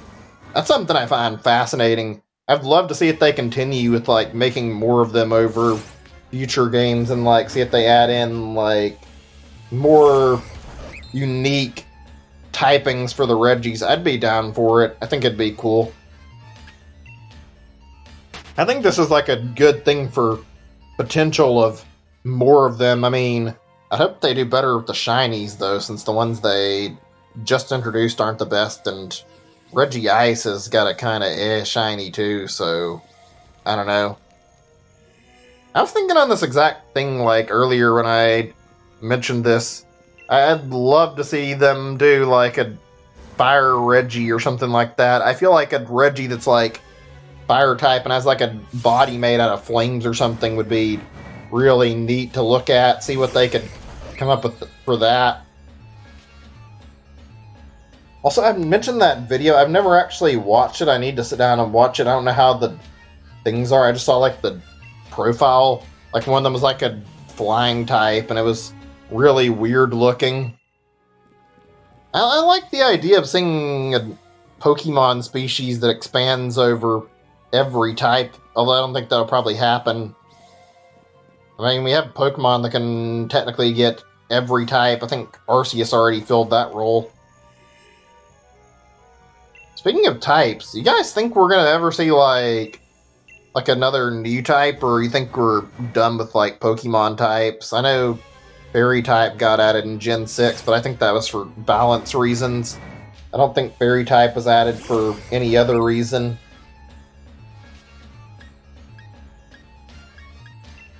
I mean, it was cool to see Dark and also Steel type get added, though. I think that was also a case of balancing, but I have to double check that, like, for Gen 2. That's something I feel like that's a reason we'll never see another typing for, or, like, another Pokemon. Is just that we'll never see them trying to break the delicate balance they've so carefully preserved by introducing another typing. It would probably fuck everything up for balance, especially for, like, competitive play. I don't know, maybe. How many of you guys played Coliseum or XD, actually? I kind of want to see Shadow Pokemon return and, like, see Shadow typing return, even though it was, like, exclusive to those games. That was a really, really neat typing, even though it was different and bizarre and obviously not meant to be, like, used outside of that game. I wonder if there's, like, a way they could have balanced it and made it work out. The way it worked in Coliseum was interesting. I don't feel like it was the most interesting adaptation. I feel like the way they handled it, and Pokemon XD was far better in my opinion, but I liked the way they did it still. Like, I liked how XD had it where it was basically super effective against normal Pokemon and didn't really have any special effect against other Shadow Pokemon. There were like a wide variety of Shadow moves. The biggest downside to having Shadow Pokemon was obviously the fact that they couldn't level up any. They were stuck until they got purified. I would love to see them try to work around this in like a mainline game. I don't know if they would. See if they could find a way to balance it. Maybe something about the level up or their stats could be worked in if they tried to do it for letting them be competitive still.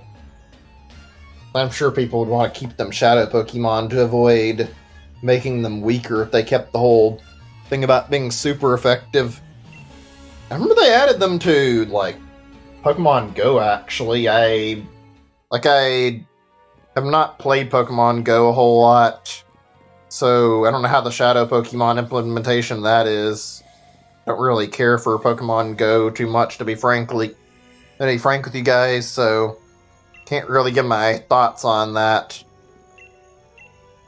I think there was like a mention of a new event in Go, like, relatively soon, actually.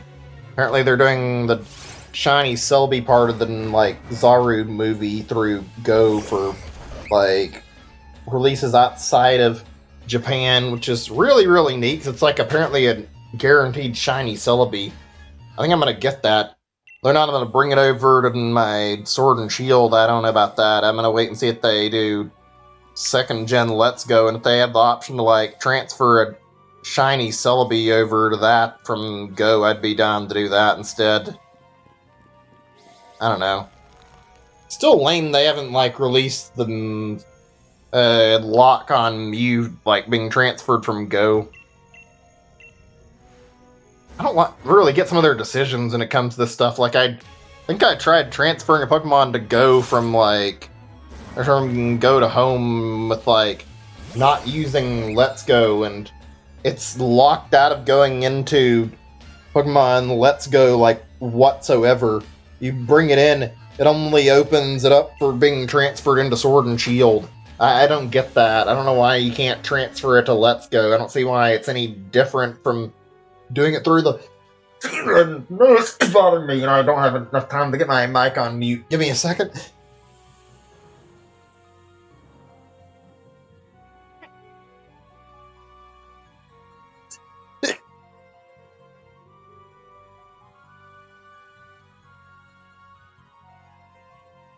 I'm sorry about that. I'm not good at reacting to that stuff really quickly. I need to probably consider maybe putting a mute button. I don't know. I don't know if it's worth it or not. I know it's not really a big deal, but it does suck to sneeze in the mic for me, and, I mean, I don't know if people like hearing that. I mean, I try to do it out of courtesy and try to mute it, but sometimes it's hard to fucking do anything about it. I didn't forget to unmute, did I? I did leave it unmuted, right? Yeah, looks like it. Hang on a second. Also, I think I see somebody new in the chat. Welcome to stream. I messed up my fucking throat real bad. I'm gonna need a drink of water right now. Give me a second.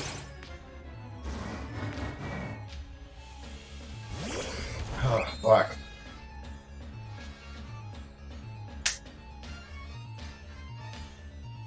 Fuck, I got the wrong bottle. Too many water bottles in my room I need to clean up. Give me a second or two before I say anything. I just need a drink right now. Fucking allergies and drainage are the worst.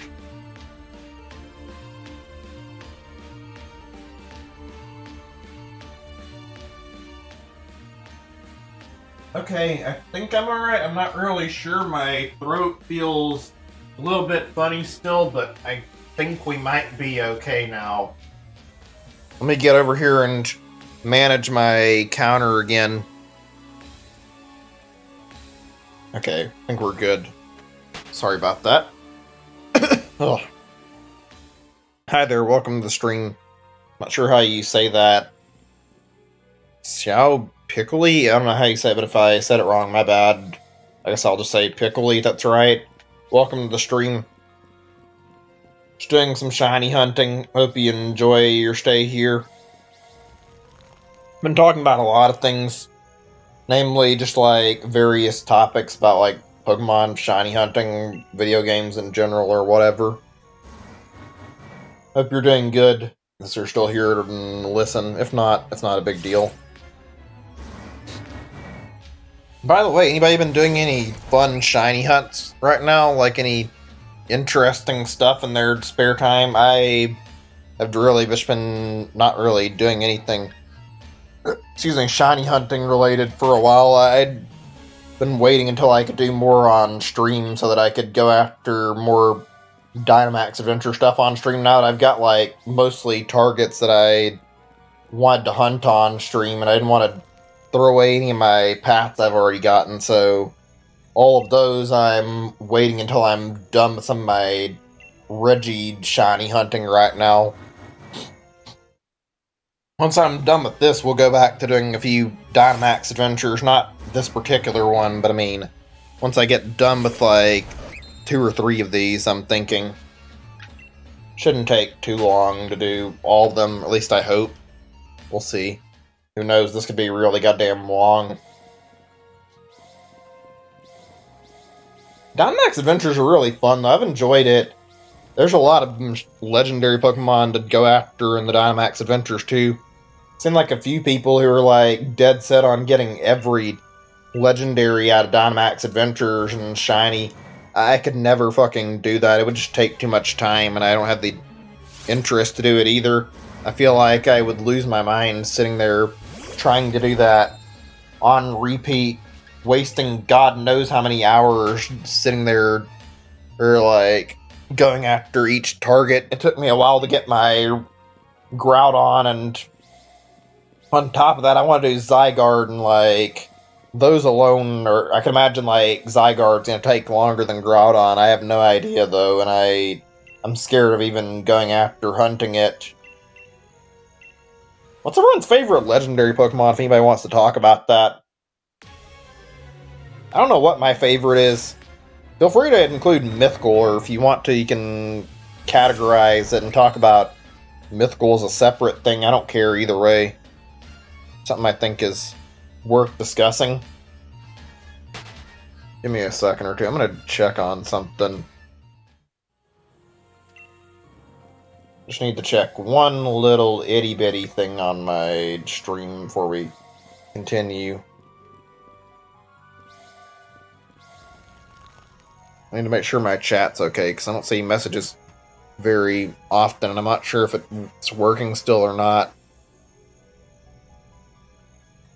I want to check on one other thing, actually, before we continue. I just need to check a thing on my live page itself, which means I have to go off of the page I'm on to look. Give me a second. Okay, I think we're good. Just need to check, like, tiny thing, and we're looking like we're okay. Right, let's get back into the game, then. Okay, sorry, I got distracted. Okay, I think I remember what I was talking about. We were talking about legendary Pokemon. So yeah, what's everyone's favorites out of all the legendaries? Or favorite mythical or whatever. Talk about what you want to in that regard, and I want to discuss like that, see what everybody likes.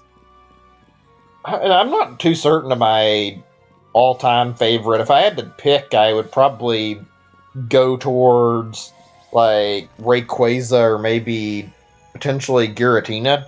Both those are really good. I'm not gonna say they're my guaranteed favorites. They're really goddamn great in their designs, though, and they also have really fucking awesome looking shinies. They're both incredible, in my opinion. Really great Pokemon.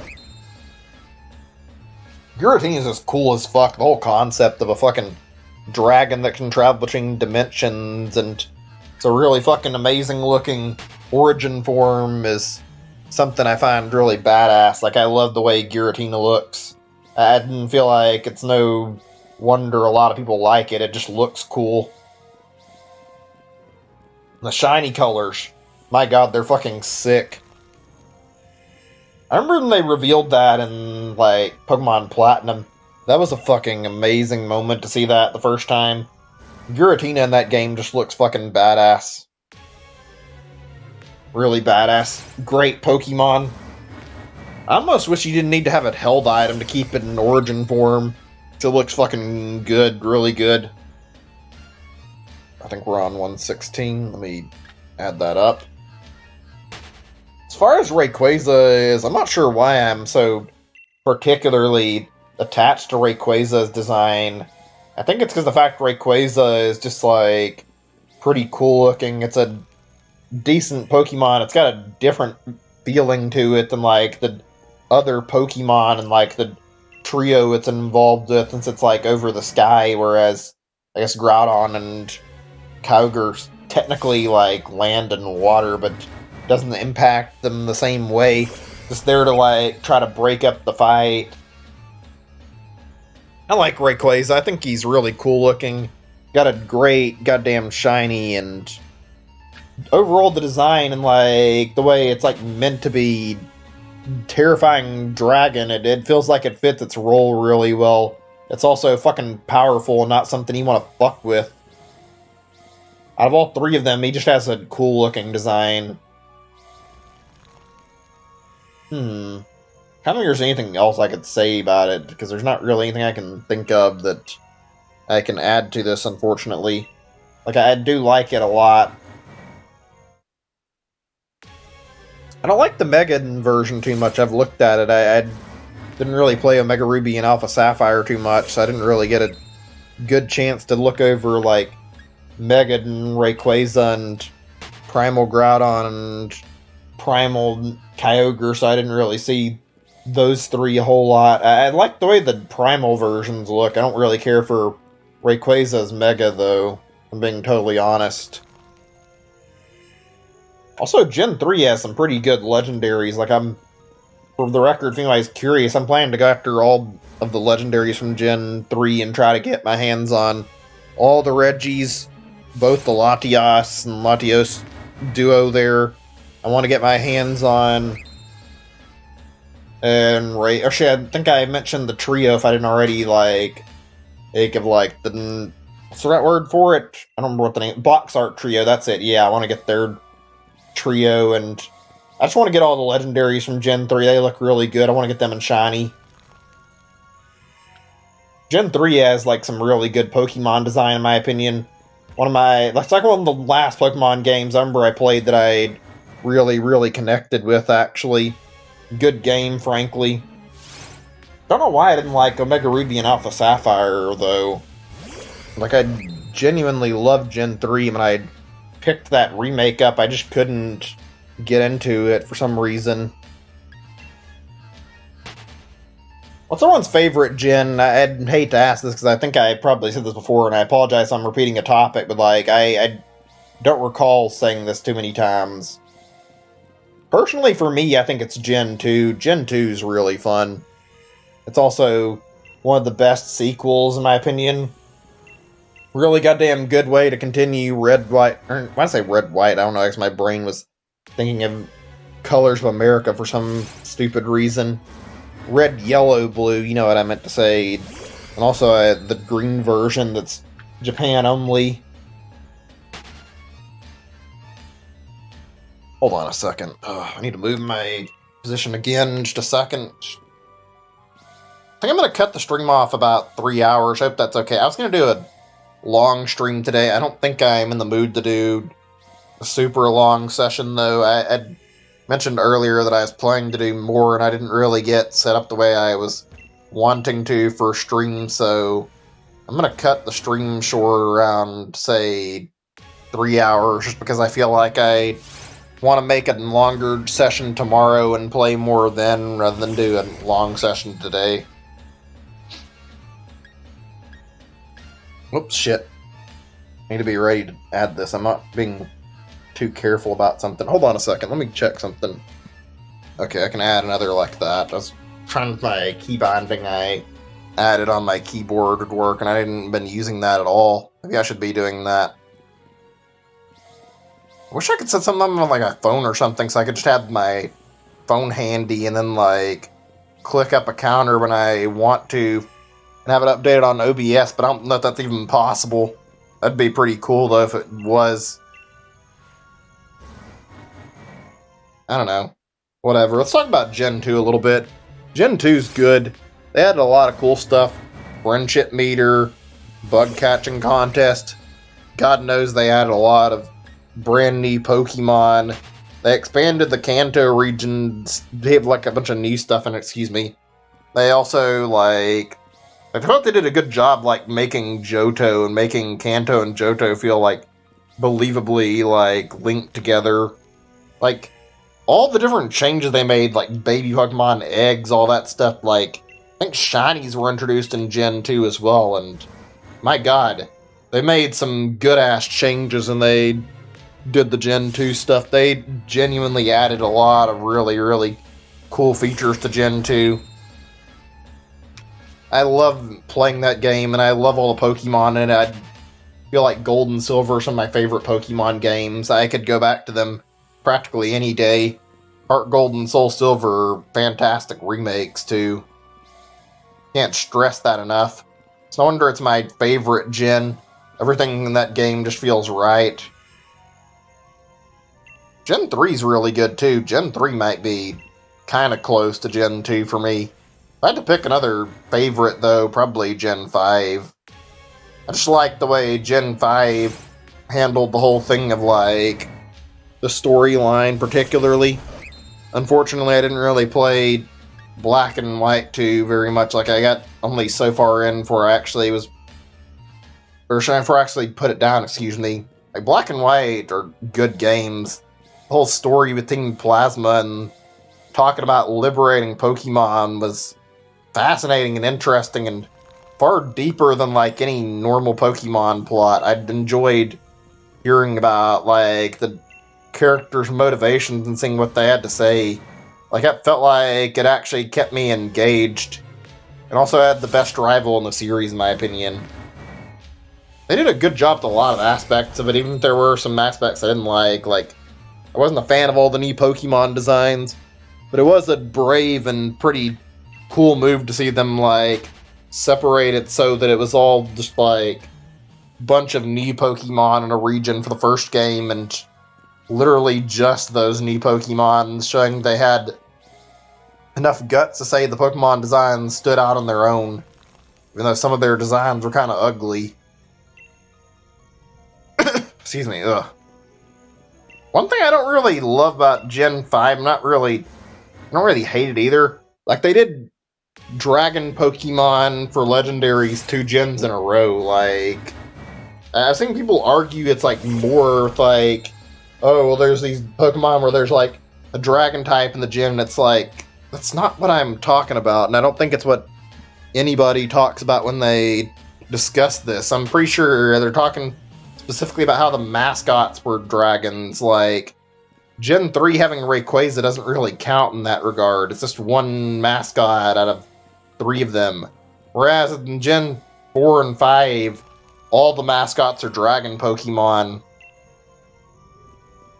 Like, it doesn't feel like it's a coincidence that 2 generations in a row had this exact same like, structure to it. I mean, at least they were new types for each one, though. Like, Kyurem, Reshiram, and Zekrom, excuse me. And, like, those were all unique. I think Reshiram is... Wait, am I saying the wrong one? That's Reshiram. I was thinking of Palkia, and I nearly mixed Palkia up with Reshiram. I don't know why, but I have trouble remembering, like, Palkia and Reshiram for whatever reason, like, and not mixing them up at some points. I don't know why exactly. Palkia is like water and Reshiram's fire, I think, right? Zekrom was thunder, I believe.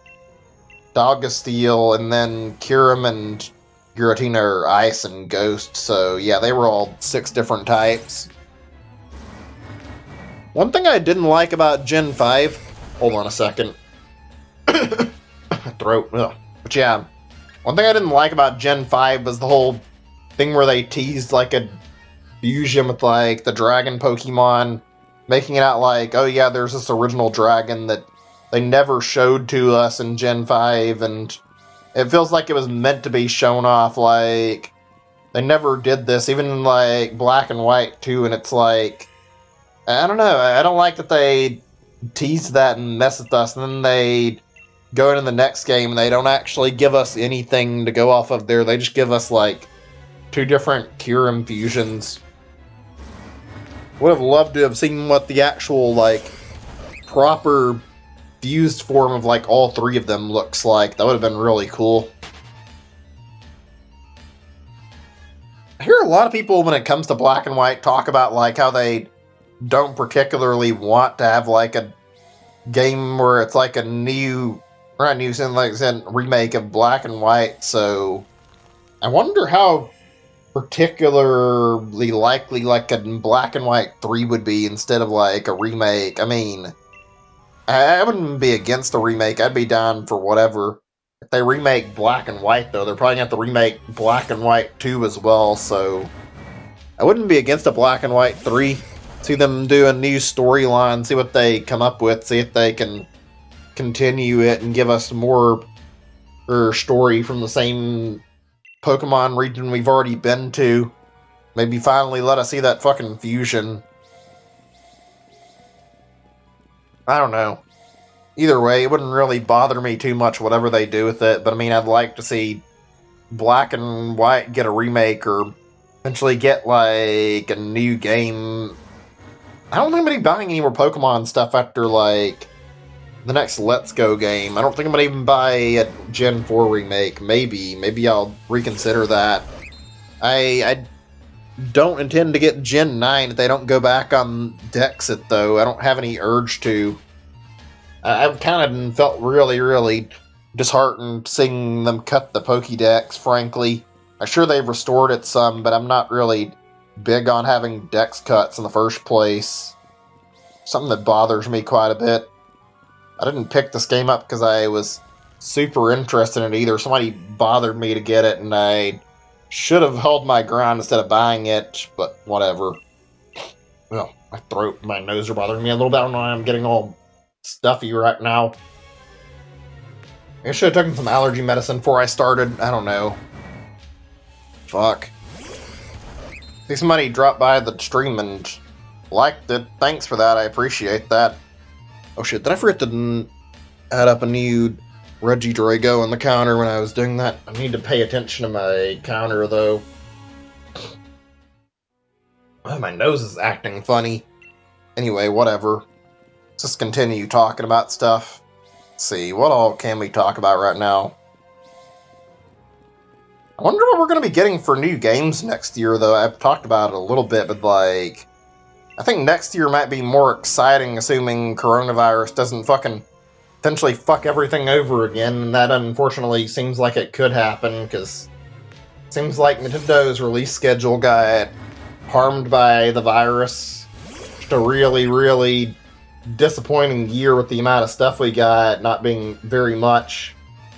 There's a lot of anniversaries coming up next year, though, so I feel like we're bound to get some cool stuff. Like, Pokemon does have an anniversary next year, and also Diamond and Pearl have an anniversary next year. Oh, excuse me, my nose is getting really fucking out of control right now for some reason. Frankly, I've seen people, like, going on, like, claiming, like, oh, they haven't made Diamond and Pearl remakes yet, they're never going to do it, and it's like, I don't know, I don't feel like that's very likely. I feel like they've got a good chance of remaking those games. They've been doing, like, every generation, or not every generation, but I mean, like, every few generations, they'll do, like, a remake, and they'll do, like, the new generation as well. I think they've been doing it, like, every 2 lately. I don't think it's intended to be that way. I think it's, like, meant to be every time, what was it, if I can remember? I think it's, like, every time there's a new piece of hardware, they do a remake or something like that. It happened to Fire Red and Leaf Green. It happened when they did Heart Gold and Soul Silver, and it's the way they did it with, like, Omega Ruby and Alpha Sapphire, so I'm assuming the trend is going to be to do Diamond and Pearl on the Switch instead. I mean, they did do Let's Go, so they've kind of broken their trend already, so I don't know, but I don't feel like no, there's never going to be any remake. I still hope a second Let's Go game comes out too, actually. I really, really want to get a Let's Go for Johto and have the option to go play a Johto stuff again, even though we've already had one remake. I adore Gen 2, and I would absolutely love the opportunity to go back and replay Johto stuff and get to see overworld Pokemon and get to see, like, shinies on the overworld, see all the big features that were in Let's Go that kind of hadn't be as prominent here. Falling Pokemon are great. They have the overworld Pokemon added in here, obviously. Like, a lot of it feels like it's still missing, though. Rideable Pokemon would be great. Following Pokemon in general in this are done worse than Let's Go, in my opinion. Like, in Let's Go, you can see them keeping up with you. In this, though, they're slow and they don't keep up with you. That's really, really lame, in my opinion. I'd rather they done it the way they did in Let's Go, and I hope they do that for a Johto game. Also, makes me saddened that there's, like, not any Johto Pokemon. Like, there's, like, a few, but, like, there's not a whole lot of them that are in this game. There's some good ones that made it from Gen 2, but, like, a lot of the Gen 2 Pokemon just didn't make it in this game, period. Oh, man. I wonder if this Dexit shit'll ever get fucking repealed and they'll change their mind about it, though. I hope they do. Hold on a second. I'm gonna check on one thing really fast. Just one tiny thing. Okay, I think we're good. I don't believe the excuses that Game Freak gave, honestly, about, like, why they couldn't put all the Pokemon in the game. They have more power and better hardware to work with. It would have made sense. They could have put in, like, more stuff than ever, and instead they put in, like, less than ever and made up an excuse why they couldn't have the whole Pokédex. I mean, they just got on a console for the first time. They have extremely good hardware and, like, lots of storage to work with. I'm pretty sure more than on DS and 3DS, and they're telling us they can't give us the whole Pokédex. That doesn't line up, really. And also, their claim about making new Pokemon models ended up being total bullshit. Like, there was stuff that was found that already disproven that they weren't really making new models. I don't know. Even if they were, like, it makes no sense to have Let's Go and have all these HD models of Gen 1 Pokemon and then not have every single Gen 1 Pokemon be in this game. I guess they don't want to be called out for having obvious Gen 1 favoritism, since they always do. Game Freak, you really disappoint me with the way you fucking handle your franchise. It's whatever, though. It's not really that big of a deal. It does bother me a little bit, though. Okay, we're not going to be getting as far as I'd like on this first day of the hunt, it looks like. I mean, I was hoping we could get to, like, say 300, 400, or even 500, but encounters are going a little slower than expected, and I was only going to do 3 hours because I ended up having my circumstances today not go as great as I would have liked, so we'll just keep going until 3 hours like I planned to. Not really a big deal. Hope you guys have been enjoying the stream, at least. It's been an alright experience for me. Not the best. It's been fun, though. Just hanging out and chatting. I mean, sucks there's, like, not really anybody here talking, though, right now. It really does. Part of one thing I watched somebody else stream and share the exact same sentiment, like, talking about how a chat room really makes the stream. It's really good to have a lot of activity in a chat, and it makes it easier on the streamer. It's just easier to, like, look at the chat and read it, and helps you think of things to talk about, or just have, like, more fun discussion points or whatever. I don't know why people are quick to jump on a fucking shiny hunting stream, but whenever I do other stuff, there's not really many people watching. I don't know if it's about the hype or what, but, like, I don't really love doing purely shiny hunting, and I'm not doing it just because of the fact that I get people watching it. It's still fun to do it, and I like doing it every now and then, but like I do like to do other stuff stream-wise too. Bothers me just a little bit that this is like the thing that gets the most viewers for me, though, is that shiny hunting is it. That's not bad, just I'd like my regular gameplay when I'm trying to talk and play games and like chat about stuff to be somewhat more like this is. This is kind of just the kind of stuff I don't understand the appeal of, if I'm being totally honest. It's you're sitting here resetting and doing the same Pokemon over and over again, or continually doing the same task on repeat, trying to get like a color swap for a Pokemon, which is fun because of how rare it is, but it's also fucking mind-numbing how boring it can be, especially for the streamer, not necessarily for the viewers, but like, I feel like it's more fun to watch a game where you get to see stuff actually happen. I don't know. Just my 2 cents on it. I've never really asked that. I'm curious if anybody's here listening and wants to talk about it. Like, feel free to elaborate on, like, why you like watching shiny hunt streams.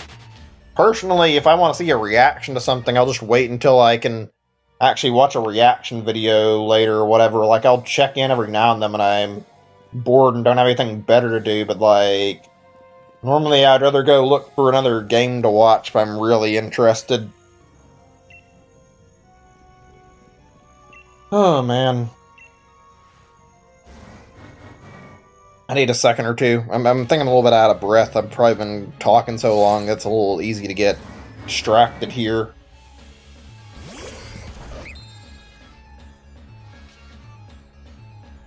Let's see here. My ear's bothering me a little bit. I don't know why. I get like earwax problems every now and then where it gets really nasty, even though I try to clean it out frequently. You ever get that feeling when you have like a huge wad of earwax you just feel in your fucking ear all of a sudden? Excuse me, fucking, why am I feeling weird like this right now? It's like gassy or something. But yeah, like you feel that weird wad of earwax and then you fucking like try to pull at it and you get it to fucking come out. It's a gross glump, or what's the word? I guess clump of earwax. I've had that happen to me a few times and it's not very fun, and it honestly kind of feels like that a little bit right now. Always gross feeling. Never feels good to deal with. Fucking ugh. God. Sometimes the human body can be really nasty. Especially when it's like forcing your nose to fucking run really badly or causing excess earwax or whatever. A lot of really strange shit our bodies do. I think I need a minute or two just to get my fucking energy back up. Just because I've been talking so much. That might be a problem I have, I don't know. I can be a little too talkative at some points, and there's points where I can't think of anything to talk of to save my life. Oh wait, I didn't add anything. I remember I kept it at 146 earlier, and I just bumped into it, so that's a new encounter. Not a fun thing, it's a problem I gotta work on with streaming. It's not easy to skate that line with, like, how much talking is necessary, though. At least not for me, at least. I'm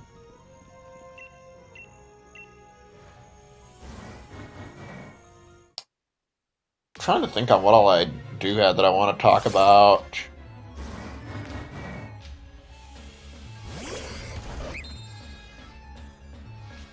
I know something I want to talk about, actually. Just like a small topic. Be pretty decent. You guys ever have like any Christmas traditions you do? I'm just curious, like, certain stuff with, like, giving gifts. I know some people like to, like, swap their gifts out. Not even, like, exchanging your gifts and you, like, open them, like, it's before they even open them. Some people trade their gifts and swap them. I don't know. I don't really completely, like, understand that for Christmas traditions. I don't think it's, like, a huge one, but I know there's, like, a lot of families that do that. They'll swap their gifts around and, like, trade presents. That's something I never really got. It's like, I don't know, whenever I was younger, at least, I'd always ask for what I wanted for Christmas time, so wouldn't really have any reason to, like, swap gifts.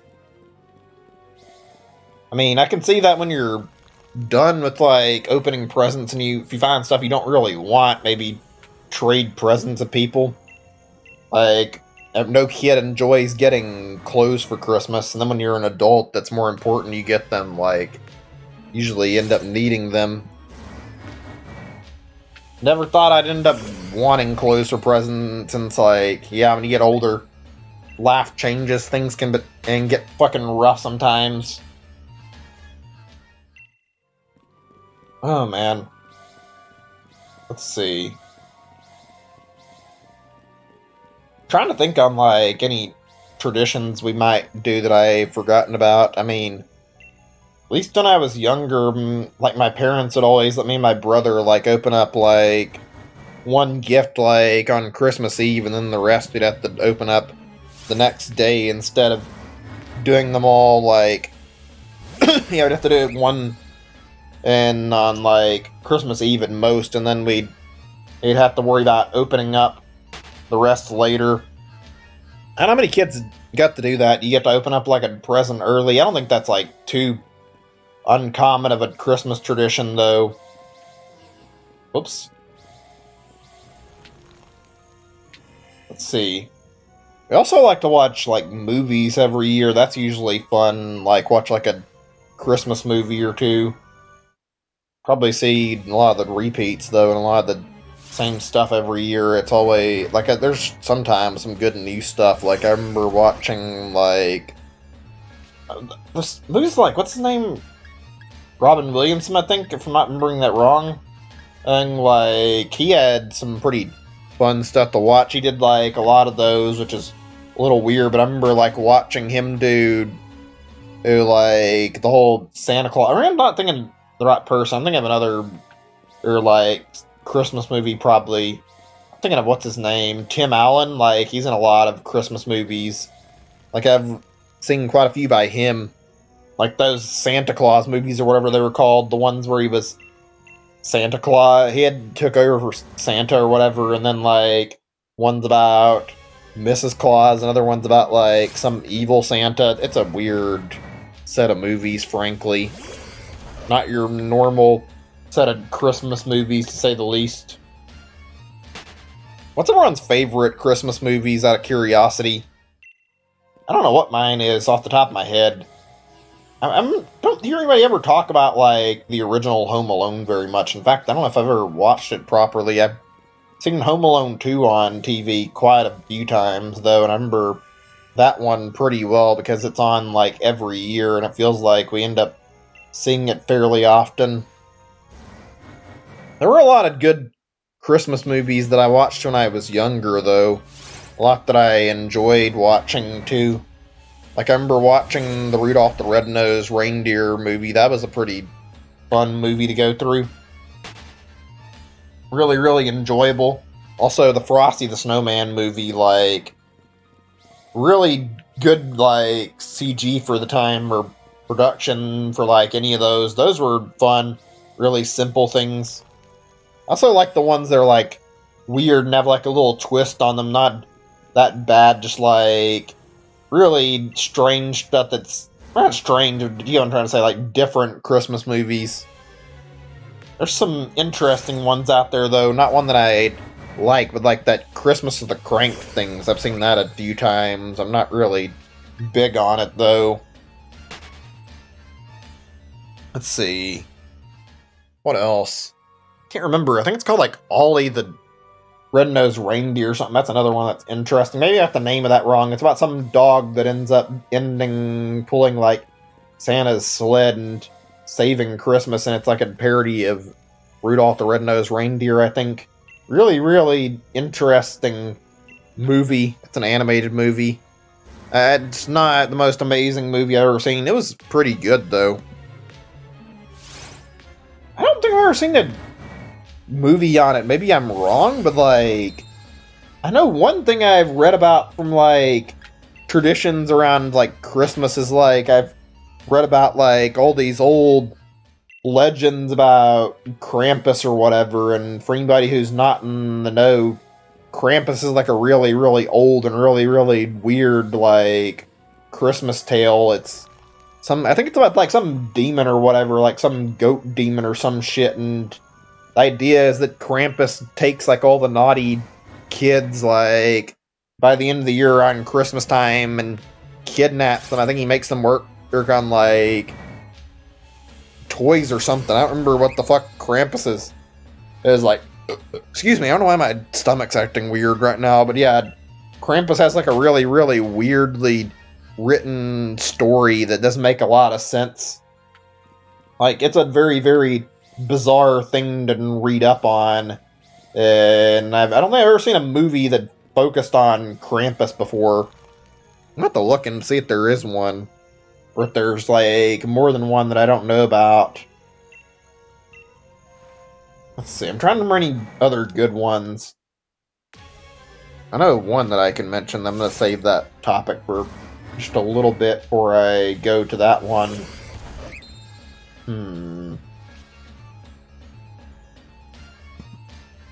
Let's see. Any good ones that I can't remember right now? There's so many, and it's hard to remember some of them. Oh yeah, I've never watched the Elf movies. I need to see those sometime. I don't know how good they are. I think those actually were movies of Robin Williams, unless I'm mistaken. I might be thinking, oh no, that's William Shatner, probably. I sure remember him on some Christmas movie, and I can't remember what it was. I've never seen that Elf thing, though. That looked like it was pretty interesting. A bit of an odd movie concept, though.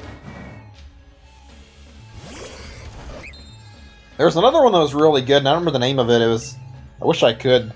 The one that's about that kid that's, like, trying to get that BB gun or whatever, and, like, the whole movie you keep hearing adults telling him, "You'll shoot your eye out, kid." That movie, that one's an interesting movie, like a pretty good Christmas movie. I've not seen that, like, all the way through, though. I need to watch that sometime. Pretty decent Christmas movie, I'm pretty sure. Wish I could remember the name of it. That one's good. Can't remember any others that are, like, big besides one other one that I was going to mention. If anybody has any others they want to bring up, though, feel free to talk about them in the chat. I don't mind. I'm just trying to make conversation and talk about some fun stuff, so yeah. How the Grinch Stole Christmas is also another good one, actually. I need to go back and rewatch, like, that or one of the newer versions at some point. I watched, like, the old animated one quite a few times, and it's a good movie. Not the most amazing movie out there. It's a classic, though, when you watch, like, differing in Christmas movies, especially animated ones. If I don't already say it, Frosty the Snowman is also, like, a personal favorite of mine. That's a fun Christmas movie to watch, frankly. I've always liked the Frosty the Snowman movie quite a bit.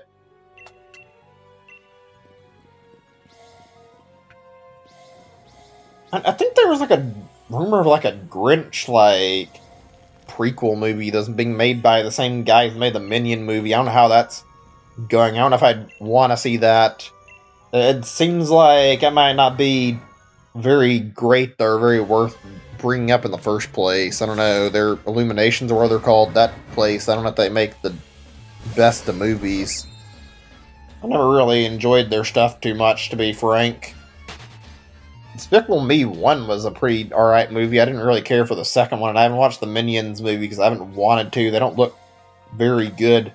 I know they try to make, like, really cheap movies and get as much money as possible, so I don't really love their movies they make. Talking about movies in general is a pretty interesting and pretty fun topic. Are there any other big-name holidays besides maybe, like, say... Well, I mean, I mentioned Christmas, where I already previously talked about that, but, like, besides Halloween, otherwise, that, like, get, like, in a lot of movies, I can't think of any. I think I've heard of, like, a few Thanksgiving movies. Like, there was... Mostly Thanksgiving seems to be delegated to, like, different specials more than movies. Like, there was the special for that, like, Charlie Brown thing, the Great Pumpkin or whatever it was called, for Halloween, so I remember that one. Let's see. What else? I remember there another one, like another Thanksgiving thing, but I can't remember what it was called.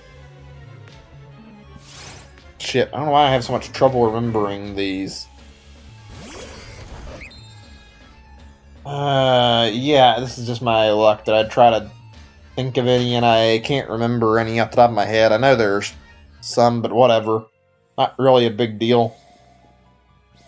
That's an interesting topic to bring up, too. Talking about, like, TV specials and all those kind of things. Ugh, my nose is acting up a little bit. Sorry about that. Feels a little nasty having to sit there and try to... I don't know what the right word for that was, but I'd like trying to stop the snot in my nose from fucking bothering me right now.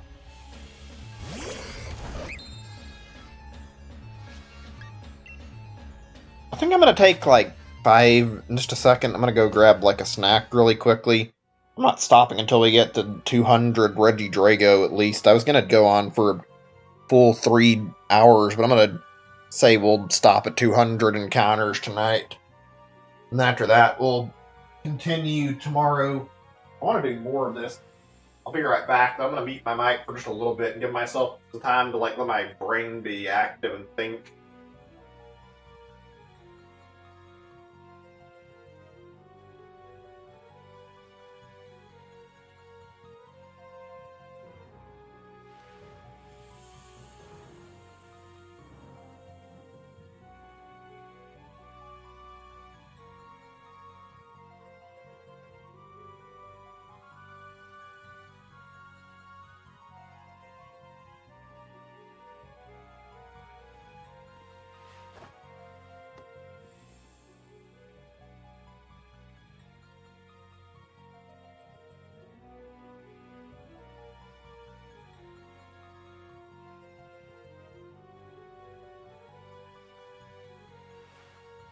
One second. Like I said, I'm gonna put this on mute for like 5 minutes, maybe 10 at most, and use this time to give myself a little bit of time to get my brain a recharge while I snack a little bit, and hopefully that'll make it a little easier for me to think of more things to talk about.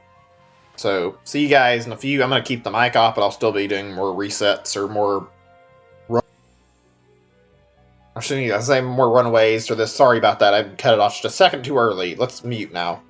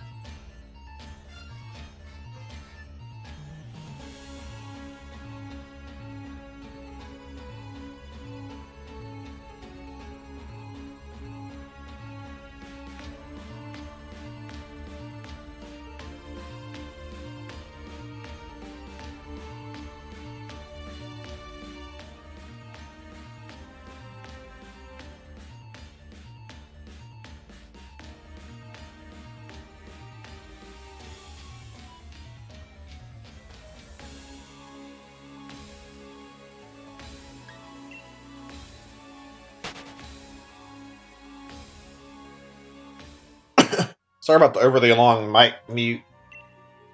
Mic mute. Damn it, I'm gonna be... Okay, for just like 2 to 3 more minutes. Sorry about this. I didn't expect I would need this long. I'm gonna grab like a little bit more snack and then we'll continue. I just need a little bit of time to finish this. Plus, I have something on my mind I'm just thinking about for a little bit before I jump back into like talking. Okay, seriously, I'm gonna go ahead and leave it muted for just a little bit longer. See you guys in just a short bit.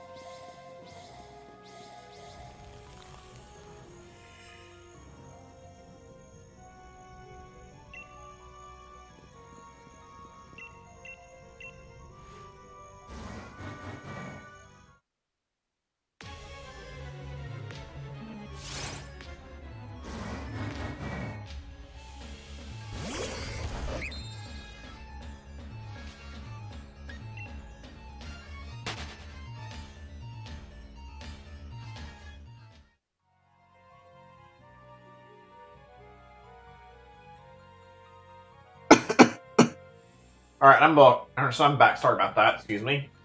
But yeah, how are you guys doing? Hopefully good. Sorry about the long BRB break that was taking a while. Needed a little bit of time to, like, give myself some energy back. I don't know why I've been feeling, like, particularly drained today. I just can't handle doing streams for a long period of time. I've barely been in for, like, 2.5 hours, and I'm already, like, struggling to continue doing this, so...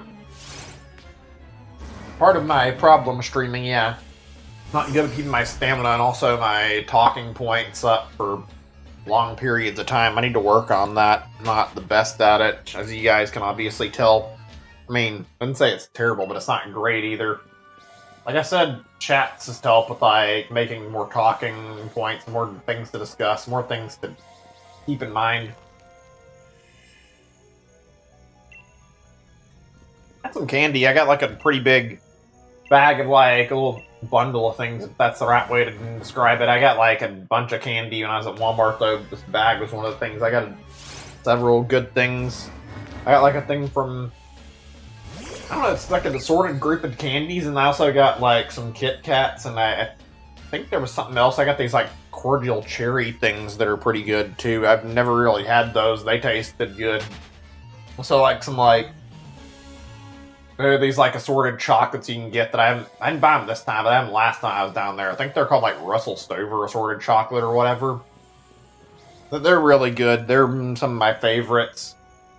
Those were good. Let's see.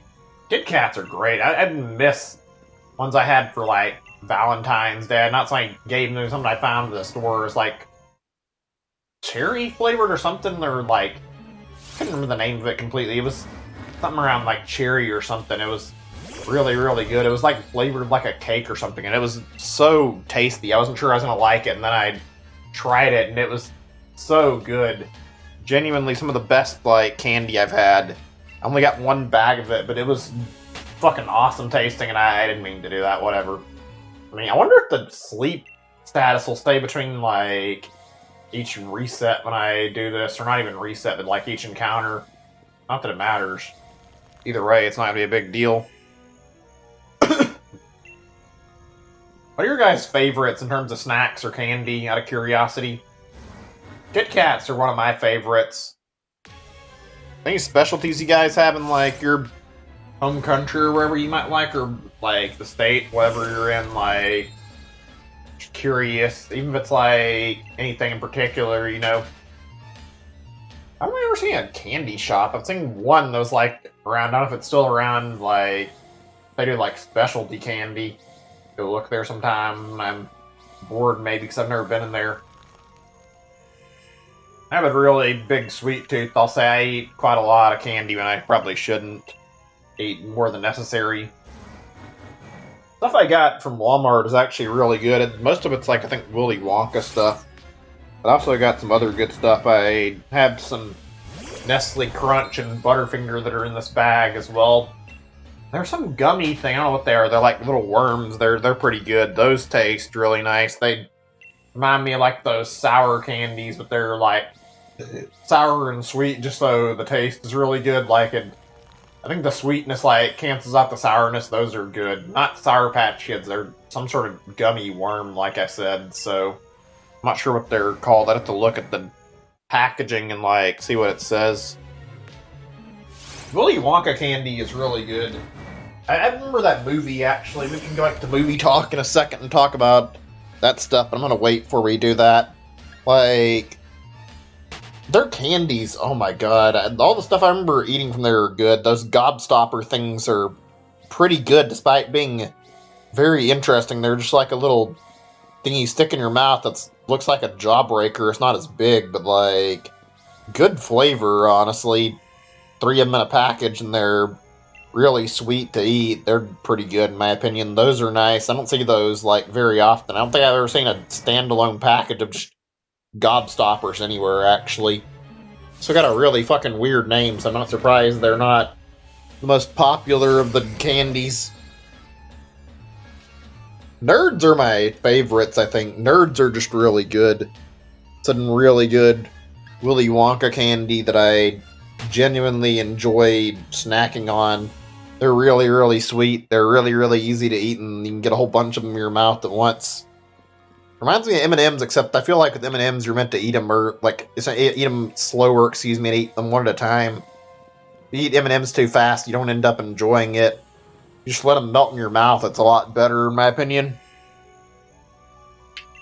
That's something I like about Nerds, though, even though there's like not a huge amount necessarily every box. Like, can eat them and just like pour them in your mouth, and they've got a really good little sweet flavor to them, and it's good. You get quite a bit, and you can afford to pour like a whole bunch in your mouth without running out, and just enjoy munching on them and eating them all. They're good. They're really good, in my opinion.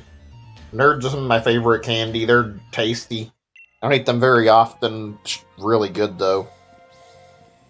Let's see. What else was there? I did some sort of thing with, like, licorice before. I don't think it's in the thing I've got. I think the Willy Wonka stuff in this bag was, like, just those two in particular, unless I'm mistaken. So, you know, so I can bring up with that. There's a good variety of stuff in there. I think that's, like, the majority of stuff there. There's one other that I might be forgetting, unless I'm mistaken. I'm trying to think if there's anything I remember snacking on that I had that I haven't brought up. Because I did enjoy talking about this a little bit. Let's see. I think I brought them all up, just checking. But yeah, Willy Wonka's got good stuff. I remember most of the stuff I've tried for them is nice. I also remember their, like, Willy Wonka chocolate bar. Those are good. Back in the day when they were advertising the whole Charlie and the Chocolate Factory thing. I remember seeing the original, like, countless times on, like, either at school or through, like, a TV thing or whatever, and I've seen a bit of the remake. I've never really watched the whole of the Willy Wonka remake. It's really neat, though. I do like how they make, like, a believable, fantastic little universe where all this stuff's being done, even though it's obviously not what a candy factory is like. How do you guys feel on, like, movie remakes? Do you guys prefer how video games remake stuff or how movies remake stuff? I'd say movies remakes usually end up being kind of not that good. I can't name any movie remakes that I actually like. They usually end up just being the kind of thing where it's like, okay, this is cool and all, but I don't feel like it's necessary. So that's the way it is with, like, 90% of Hollywood remakes, frankly. Not to say game remakes can't be the same way. Remasters and remake are an interesting topic, and, like, I know they're different, but it's like sometimes it feels like the remasters are unnecessary. There's a lot of good ones, though. I'm trying to think, what's my favorite remake of a game I've played, actually? Let's see. Spyro Reignited is, like, the best one I can think of that's, like, recent that I really remember. Also, the Resident Evil 2 remake, since I played that not so long ago, so got some experience at that one. That one's a pretty fun remake, so can speak to how much I enjoyed playing that. Never played a Resident Evil game, so having a first experience with it was really cool. Mario 64 DS was good too. Like, good remakes are fucking fantastic. Do enjoy checking something out that has, like, a lot of quality put into it. Also, the Zelda remakes on 3DS were nice, but I mean, frankly, I would have been more happy if we got them on the Switch now after, like, seeing the fact that we got proper handheld gaming in HD on Switch and didn't have it on the 3DS. Like, now it feels like it's a waste, but I mean, whatever, I guess. On the contrary, I don't know how I feel about the whole Wii Zelda remakes. Not like they're bad, just, I don't know. It just feels like they weren't the most amazingly done. They kind of made Wind Waker look better, and they took out some of the bloom that made it look good, and I know bloom can make things look bad, but there's also points where bloom can be good for the way a game looks, and I feel like Wind Waker benefited from it. At least the quality of life changes are really good. I'd say the remake is overall pretty worthwhile. Hopefully it ends up on Switch. Twilight Princess's remake just felt lazy, though, whenever I look at it. It's not something I feel like is like a very good-looking remake, and feels like it was unnecessary. I mean, they could have done more to make it better, but it's not the best remake. I don't know. Maybe it's just me. I remember they did that tech demo back in the Wii U days where they showed off a really impressive-looking Zelda thing that was looking a lot like Twilight Princess, and that never ended up going anywhere. I would have loved to have seen Twilight Princess looking like that, frankly. I hope we get a Skyward Sword remake in terms of Zelda remakes, because I would love to see Skyward Sword get, like, an HD remake, because I'm sure the art style would age nice. Also, I think there were, like, unused HD assets found in, like, some video that somebody talked about, like, stuff specifically for Skyward Sword that they could put on an HD console that never got utilized, and I would love it if that ended up being, like, something they utilized for a remake, made the game look goddamn gorgeous in a remake. Maybe next year, who knows. Zelda remakes are interesting. Some of them are kind of lame, some of them are really good, though. It's always fun to talk about it. Speaking of Zelda remakes, I found something really cool, like, recently, actually.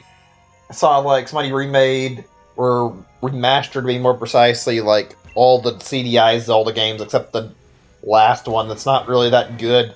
They remastered Wand of Gamelon and Faces of Evil like completely and put in like a number of like changes to make them play better. I don't know if they did any visual changes because it looks basically the same, but it's really neat. I saw it on like YouTube and Twitter. Unfortunately, the download got pulled, but I found somebody who re-uploaded it, so I might stream those someday. That'd be a fun stream just to like goof off for a one-off play those. Maybe do the original at some point, and then do the remastered versions after so that I can do like a full comparison. Maybe not play through all the games in the like original versions, because I would rather not fucking torture myself with like 2 games that are infamous for being really bad, even though the remasters make them a lot more bearable. I'm glad they did, though. The cutscenes in those games are fucking stupid and hilarious and pretty good. The cutscenes are like the one redeeming factor from the CDI Zeldas. Like, if there's nothing else to like about those games, it's the fucking cutscenes. Those are what make the game, like, actually fun and enjoyable to watch. I mean, YouTube poop has fucking posted them all over the fucking internet back on YouTube in the day, so I think most people would be inclined to agree the best part are the fucking cutscenes. I kind of miss seeing games that had that kind of art style where developers did like a hand-drawn art style. That was something that was kind of cool to see in a lot of games. It's not something you see very often anymore. I don't know. I miss that. It's just great to see sprite work like that. And I mean, I guess sprite work is the right word to describe it in the CDI Zeldas, but you know what I'm trying to say. Maybe one day we'll see a resurgence of 2D games. I'm not saying we need them, I'm just saying it'd be nice to see them come back more. I do like seeing 2D games. Metroid in particular always looked really good in its 2D entries. The way they did the sprite work was always really gorgeous. Still no results, that's fine, we're only so far in. It's expectable we wouldn't get anything yet. I'm gonna check, I'm pretty sure I can tell already that I haven't got anything but like just to look in the Pokédex. I think we'd see the fucking entry for it and shiny though if we did. It's really hard to differentiate it, although I think I can see where the shiny is and I look at it, like the spots on its sides, even though they don't show as well in game as they do in that. Okay. Yeah, we definitely haven't seen the shiny then. Otherwise, we would have seen it in there. That's one thing I really like about indie games, actually. Indie games still use hand-drawn art styles. Still do, like, sprite work. It's really cool to see that in indie games. I hate that that's not a thing in any, like, big-name games anymore. Like, there's still tools around to make this stuff, even if it might not be the most cost-effective, I guess, since it means I have to go back to an amateur tool, but, like, I still feel like there's a big market for those kind of games. I wish that they weren't just thrown out. I don't think they'll ever come back anytime soon, though. Oh, man. Whatever, though. I can imagine a Metroid drawn in, like, a hand-drawn art style, or, like, a art style some of the current, like, indie games would look really goddamn good, probably. I can only imagine what a Metroid, some of the best, like, tech available to make, like, good 2D drawings would look like. I'm just ranting a little bit. I'm curious to hear what you guys prefer, though. Do you guys like hand-drawn art styles more? Do you like 3D? Do you like just a mix? I would say, personally, it depends on the game, though, for me. Like, what I prefer to see. Some games are better with 2D, some games are better with 3D. Right, that's our last one. I was gonna do one more just to check, and there's nothing. Just making sure. Okay. Still be doing this plenty tomorrow. I wanted to stop after 200 since I had been going for little while, there's not really anybody here to chat with, and even though I enjoy this and I want to keep talking, I also don't want to ramble, and we'll try to change things up a little bit tomorrow, maybe. Hopefully things will be good. Anyway, thanks for everybody who tuned in. Hope you all enjoyed the stream, and I'll see you guys tomorrow with another session of shiny hunting, trying to get Regidrago. Bye, everybody. Take care. Hope you all have a great day or night. See you soon.